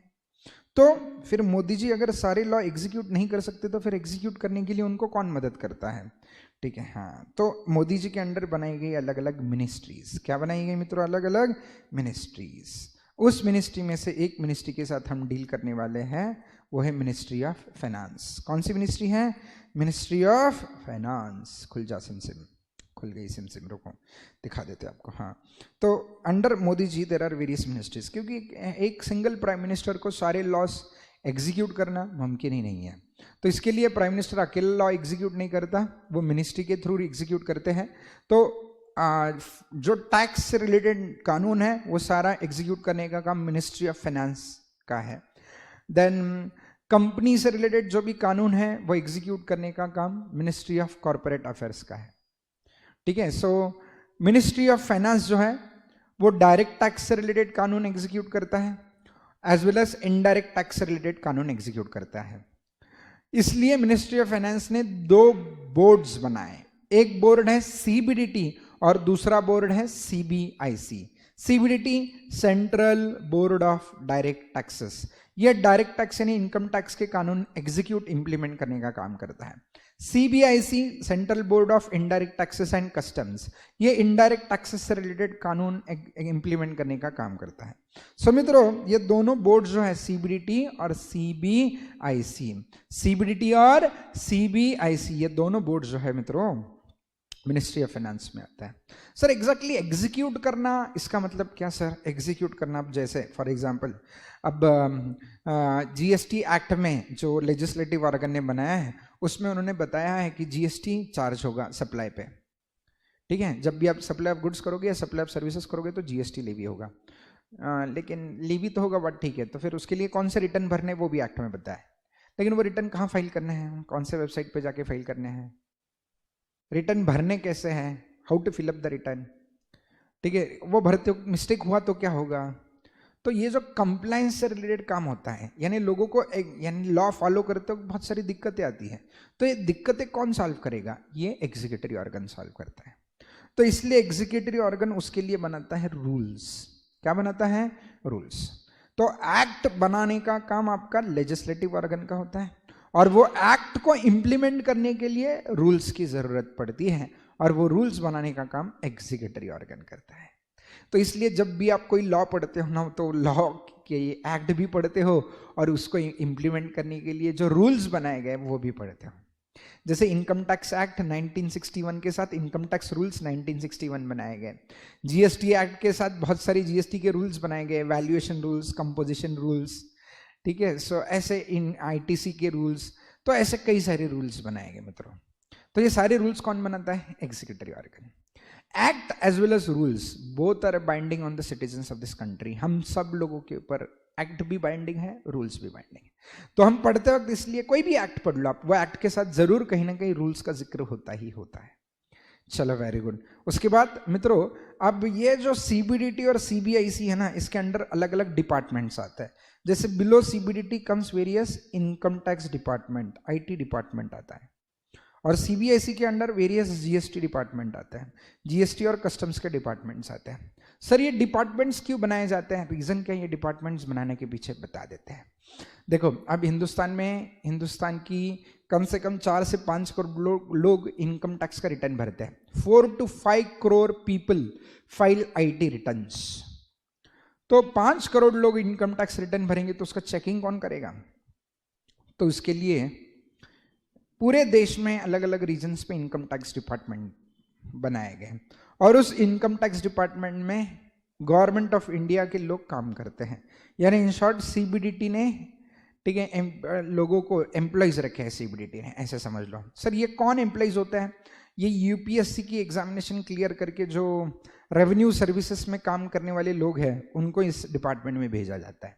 सर ये सारे कॉमर्स वाले लोग होते हैं क्या? नहीं, यूपीएससी की एग्जामिनेशन पास कोई भी कर सकता है, कॉमर्स नॉन कॉमर्स, तो कोई भी जो ऐसा इंसान, साइंस वाला इंसान जिसको टैक्स का कोई भी ज्ञान नहीं, वो भी सीबीडीटी के इनकम टैक्स डिपार्टमेंट का ऑफिसर बन सकता है। सर लेकिन ऑफिसर बनने के बाद उसको तो नॉलेज लेना पड़ता होगा। जी हाँ, उसको ट्रेनिंग कौन देता है? सीबीडीटी ट्रेनिंग देता है। तो सारे इनकम टैक्स ऑफिसर्स को ट्रेनिंग देने का काम इन सीबीडीटी वालों का है। तो सर अगर एक्ट में चेंज होती है, एक्ट में, क्योंकि एक्ट तो बार बार चेंज होते रहते हैं, रूल्स चेंज होते रहते हैं, तो ये डिपार्टमेंट के ऑफिसर्स को रूल्स एक्ट के चेंजेस समझाने का काम किसका है? सीबीडीटी का है। तो सीबीडीटी इनके लिए क्या करती है ना, सर्कुलर्स इशू करती है। क्या इशू करती है? सर्कुलर्स। तो ये circulars issued by CBDT, CBIC, ये किसके लिए होते हैं? उनके एम्प्लॉइज के लिए। सर क्या वो हमें फॉलो करना मैंडेटरी है क्या? बिल्कुल नहीं। But as professionals we do refer to circulars, ठीक है, ताकि डिपार्टमेंट को यानी बोर्ड को एग्जैक्टली क्या कहना है, उन्होंने प्रोविजन को किस प्रकार से इंटरप्रेट किया है, ठीक है, इनकी इंटरप्रिटेशन हम भी समझना चाहते हैं, ताकि जब हम वो एक्ट फॉलो करेंगे तो हमारा इंटरप्रिटेशन और उनका इंटरप्रिटेशन अलग अलग ना हो। इसके लिए हम सर्कुलर रेफरेंस के लिए ले सकते हैं, द रेफरेंस के लिए। ये हमारे ऊपर बाइंडिंग नहीं है, जैसे एक्ट और रूल्स हमारे ऊपर बाइंडिंग है, लेकिन सर्कुलर्स हमारे ऊपर बाइंडिंग नहीं है। तो मित्रों ये एक याद रखना है, act is prepared by legislative organ, rules are prepared by the executive organ, whereas circulars are passed by the boards. They are binding on the employees of the board. They are not binding on the citizens of this country. I hope you got it. चलो, that's really great. अब बात करेंगे हम judicial organ की। Third organ है, दो organ आपको एकदम अच्छे से समझ में आए होंगे। पहला ऑर्गन जो लॉ बनाता है, दूसरा ऑर्गन जो लॉ इंप्लीमेंट करता है। इंप्लीमेंट करने के लिए रूल्स की जरूरत पड़ती है और एम्प्लॉइज को समझाने के लिए सर्कुलर्स की जरूरत पड़ती है। अब आता है judicial organ. Sir what do you mean by the judicial organ of this nation? Judicial organ, judiciary, इस देश की जुडिशरी बहुत ही बढ़िया है। यानी देखो, अगर आप कोई कानून का उल्लंघन करते हो, कानून को फॉलो नहीं करते, तो आपको पनिश तो करना ही पड़ेगा। लेकिन आपको पनिश करने की जिम्मेदारी किसकी है? कौन करेगा आपको पनिश? मित्रों, कौन है वो जो आपको पनिश करेगा? तो आपको पनिश करने की जिम्मेदारी जो है वो न लेजिस्लेटिव ऑर्गन की है न एग्जीक्यूटिव। आपको पनिश करने की जिम्मेदारी जो है वो जुडिशियल ऑर्गन की है। ये जुडिशरी आपको पनिश करेगी। कानून आप फॉलो करो, लॉ में, एक्ट में, रूल्स में जो भी लिखा है आप फॉलो कीजिए, गलत काम मत कीजिएगा। गलत काम देश हित में नहीं रहेगा। तो फिर आपको जो देशद्रोही है उनको तो पनिश करना ही चाहिए। देशद्रोह का मतलब क्या है? देशद्रोह का मतलब देश के कानून को फॉलो न करना ही देशद्रोह, ठीक है। तो आपको पनिश करने का जिम्मेदारी किसने उठाया? जुडिशियल। जुडिशरी में सबसे उच्च न्यायालय, सबसे प्राइम कोर्ट जो आता है वो है Supreme Court. The top most court in this country is the supreme Court. The judgment given by the supreme Court is binding on all of us. हम सबके ऊपर सुप्रीम कोर्ट का जजमेंट बाइंडिंग है। हम में से कोई भी सुप्रीम कोर्ट के जजमेंट को चैलेंज नहीं कर सकते। सुप्रीम कोर्ट का जजमेंट हमारे लिए फॉलो करना मैंडेटरी है, अनिवार्य है। तो whatever judgment will be given by the supreme Court is binding on all of us. We are liable to follow the judgments given by the supreme Court. तो इसलिए ये भी कहा जाता है the judgment given by the supreme court in itself is a law. Supreme Court ने जो judgment दिया है, देखो सुप्रीम कोर्ट का जजमेंट फाइनल होता है, यानी ये कहीं पे चैलेंज नहीं हो सकता। चैलेंज नहीं हो सकता यानी सुप्रीम कोर्ट ने बोल दिया ऐसा करना है तो करना है, दैट्स इट। किसने करना है? पूरी जनता ने, देश के सारे लोगों के ऊपर है ना। ये प्राइम मिनिस्टर चैलेंज कर सकता है, in the first citizen of this country, that is president के ऊपर भी बाइंडिंग है। सुप्रीम कोर्ट के ऊपर कोई है नहीं। सुप्रीम कोर्ट इसलिए तो उसको सुप्रीम कहता है, सुप्रीम। इसलिए जब भी हम कोई लॉ पढ़ते हैं ना, लॉ में कोई भी लॉ हो, कोई भी लॉ पढ़ोगे उसमें आप सुप्रीम कोर्ट की केस लॉस पढ़ते हो, ठीक है, केसेस पढ़ते हो, जजमेंट पढ़ते हो। क्यों? क्योंकि सुप्रीम कोर्ट का जजमेंट है, इसका मतलब भाई ये हमें सब पे बाइंडिंग है, हम सब फॉलो करने के लिए लायबल है। तो हम सब पे बाइंडिंग क्या हो, जो चीज हम सब पे बाइंडिंग होती है उसको ही हम लॉ कहते हैं। तो इसलिए ऐसे भी कहा जाता है the supreme judgment given by the supreme court in itself is a law. The judgment given by the supreme court in itself is a law. ये हम सब पे मैंडेटरी है, ठीक है मित्रों, समझ में आ गया? Yes sir, okay. तो लेकिन सारे केसेस सुप्रीम कोर्ट सेटल नहीं कर सकता, इसलिए below supreme court there are various high courts. हर एक स्टेट में एक एक हाई कोर्ट होता है, ठीक है। लेकिन हाई कोर्ट का जजमेंट जो है वो उसी स्टेट की लोगों के ऊपर बाइंडिंग है। जैसे गुजरात हाई कोर्ट ने जजमेंट दिया कि consumption of liquor is prohibited in Gujarat. Liquor का कंजम्पशन गुजरात में प्रोहिबिटेड है। तो गुजरात के लोगों के लिए गुजरात में लीकर पीना अलाउड नहीं है। लेकिन गोवा की बात करें, अरे खूब पियो, जितना पिया। गोवा, महाराष्ट्र इसमें, क्योंकि गुजरात के हाईकोर्ट ने जजमेंट दिया है, तो गुजरात के हाईकोर्ट का जजमेंट सिर्फ गुजरात के लोगों के ऊपर बाइंडिंग होगा, नहीं महाराष्ट्र, नहीं गोवा। तो याद रखना, judgment given by the High Court is binding only on the people of the state. तो इसके लिए judgment given by the High Court can not become a law because it is not binding on the citizens of this country. However, judgment given by the Supreme Court is binding on all. Supreme Court का judgement सबके ऊपर binding है, हम सब लोग वो follow करने के लिए जिम्मेदार हैं। चलो सर ये समझ में आ गया। Under High Courts there are various district courts. High Court के नीचे क्या होते हैं? अलग अलग डिस्ट्रिक्ट कोर्ट्स होते हैं। हाई कोर्ट के नीचे क्या होते हैं? अलग अलग डिस्ट्रिक्ट। लेकिन अपने को डिस्ट्रिक्ट कोर्ट से कोई मतलब नहीं, ठीक है। सबसे पहले केस डिस्ट्रिक्ट कोर्ट में जाता है, डिस्ट्रिक्ट कोर्ट से के डिसीजन से सेटिस्फाइड नहीं हो तो हाई कोर्ट में, हाई कोर्ट के जजमेंट से सेटिस्फाइड नहीं हो तो सुप्रीम कोर्ट के में जाएंगे। लेकिन एक बार सुप्रीम कोर्ट ने जजमेंट दे दिया, कहीं नहीं जा सकते, फॉलो करना मैंडेटरी है, लॉ बन जाता है, ठीक है। सो मित्रों, ये अपनी कॉन्स्टिट्यूशन ऑफ इंडिया ने बहुत ही प्यारे तरीके से स्ट्रक्चर बनाया है। कोई भी लॉ सबसे पहले बनने से पहले एक बार रिवाइज कर लेते हैं, जो भी हमने अभी तक डिस्कशन किया वो रिवाइज करेंगे, और आज के लिए हम यहीं पे रुकेंगे मित्रों। आज हमने बिल्कुल आपको ये सब्जेक्ट का इंट्रोडक्शन दिया। कल से हम जीएसटी से शुरुआत करने वाले हैं, लेकिन जाने से पहले एक क्विक रिकैप। तो सबसे पहले तो हमने ये डिस्कस किया मित्रों कि हिंदुस्तान में जो भी राइट्स हैं वो 3 हिस्सों में बांट दिए गए। पहला है लेजिस्लेटिव ऑर्गन जो लॉ बनाने का काम करेगा, दूसरा है एग्जीक्यूटिव ऑर्गन जो लॉ इंप्लीमेंट करने का काम करेगा, और तीसरा है जुडिशियल ऑर्गन। अगर लोग लॉ फॉलो नहीं करते तो उनको पनिश करना जरूरी है, इसलिए जुडिशियल ऑर्गन बनाए। लेजिस्लेटिव ऑर्गन में सबसे पहले जब कानून ड्राफ्ट फॉर्म में होता है तो उसको कहते हैं बिल। क्या कहते हैं? बिल। ये बिल कहां प्रेजेंट होता है? लोकसभा। लोकसभा के लोगों ने अप्रूव करने के बाद राज्यसभा, राज्यसभा के लोगों ने अप्रूव करने के बाद कौन साइन करता है? प्रेसिडेंट। और प्रेसिडेंट के सिग्नेचर के बाद ही ये बिल बनता है एक्ट। एक बार एक्ट बन गया तो एक्ट बनने के बाद उसको इंप्लीमेंट करना है। इंप्लीमेंट करने की रिस्पॉन्सिबिलिटी किस ऑर्गन की है? एग्जीक्यूटिव ऑर्गन की। एग्जीक्यूटिव ऑर्गन अकेला सारे लॉज एग्जीक्यूट नहीं कर सकता, इसलिए एग्जीक्यूटिव ऑर्गन में अलग अलग, यानी executive organ is headed by prime minister of this country, ठीक है। एग्जीक्यूटिव ऑर्गन में कौन आता है? Central government. सेंट्रल गवर्नमेंट का हेड कौन होता है? प्राइम मिनिस्टर, ठीक है। वेराज लेजिस्लेटिव ऑर्गन का हेड कौन है? President, who is the first citizen of the country. The current president is mister Ramnath Kovind. ये सबको पता होगा, रामनाथ कोविंद जी अभी के प्रेसिडेंट है, गोविंदा नहीं, ठीक है, रामनाथ कोविंद जी। और प्राइम मिनिस्टर है हमारे श्री नरेंद्र मोदी जी, ठीक है। सो ये प्राइम मिनिस्टर सारे एक्ट्स एग्जीक्यूट नहीं कर सकता, इसलिए below prime minister there are various ministries. We are going to deal with which ministry? Ministry of finance. Ministry of finance में कितने बोर्ड्स आते हैं? 2, सीबीडीटी और सीबीआईसी। सीबीडीटी कौन से लॉज एग्जीक्यूट करने का काम करती है? डायरेक्ट टैक्स से रिलेटेड जो भी लॉज है वो एग्जीक्यूट करने का काम करती है, यानी इनकम टैक्स। और सीबीआईसी इनडायरेक्ट टैक्सेस, यानी इनडायरेक्ट टैक्सेस में कस्टम्स और जीएसटी। Very good. अब एग्जीक्यूटिव ऑर्गन एक्ट बनाता है, लेजिस्लेटिव ऑर्गन एक्ट बनाता है which is binding on all of us. Executive organ rules बनाते हैं which is binding on all of us. CBDT और सीबीआईसी जो है वो सर्कुलर्स इशू करते हैं which is binding not on us but on the employees of the department, ठीक है, ये हमें याद रखना है।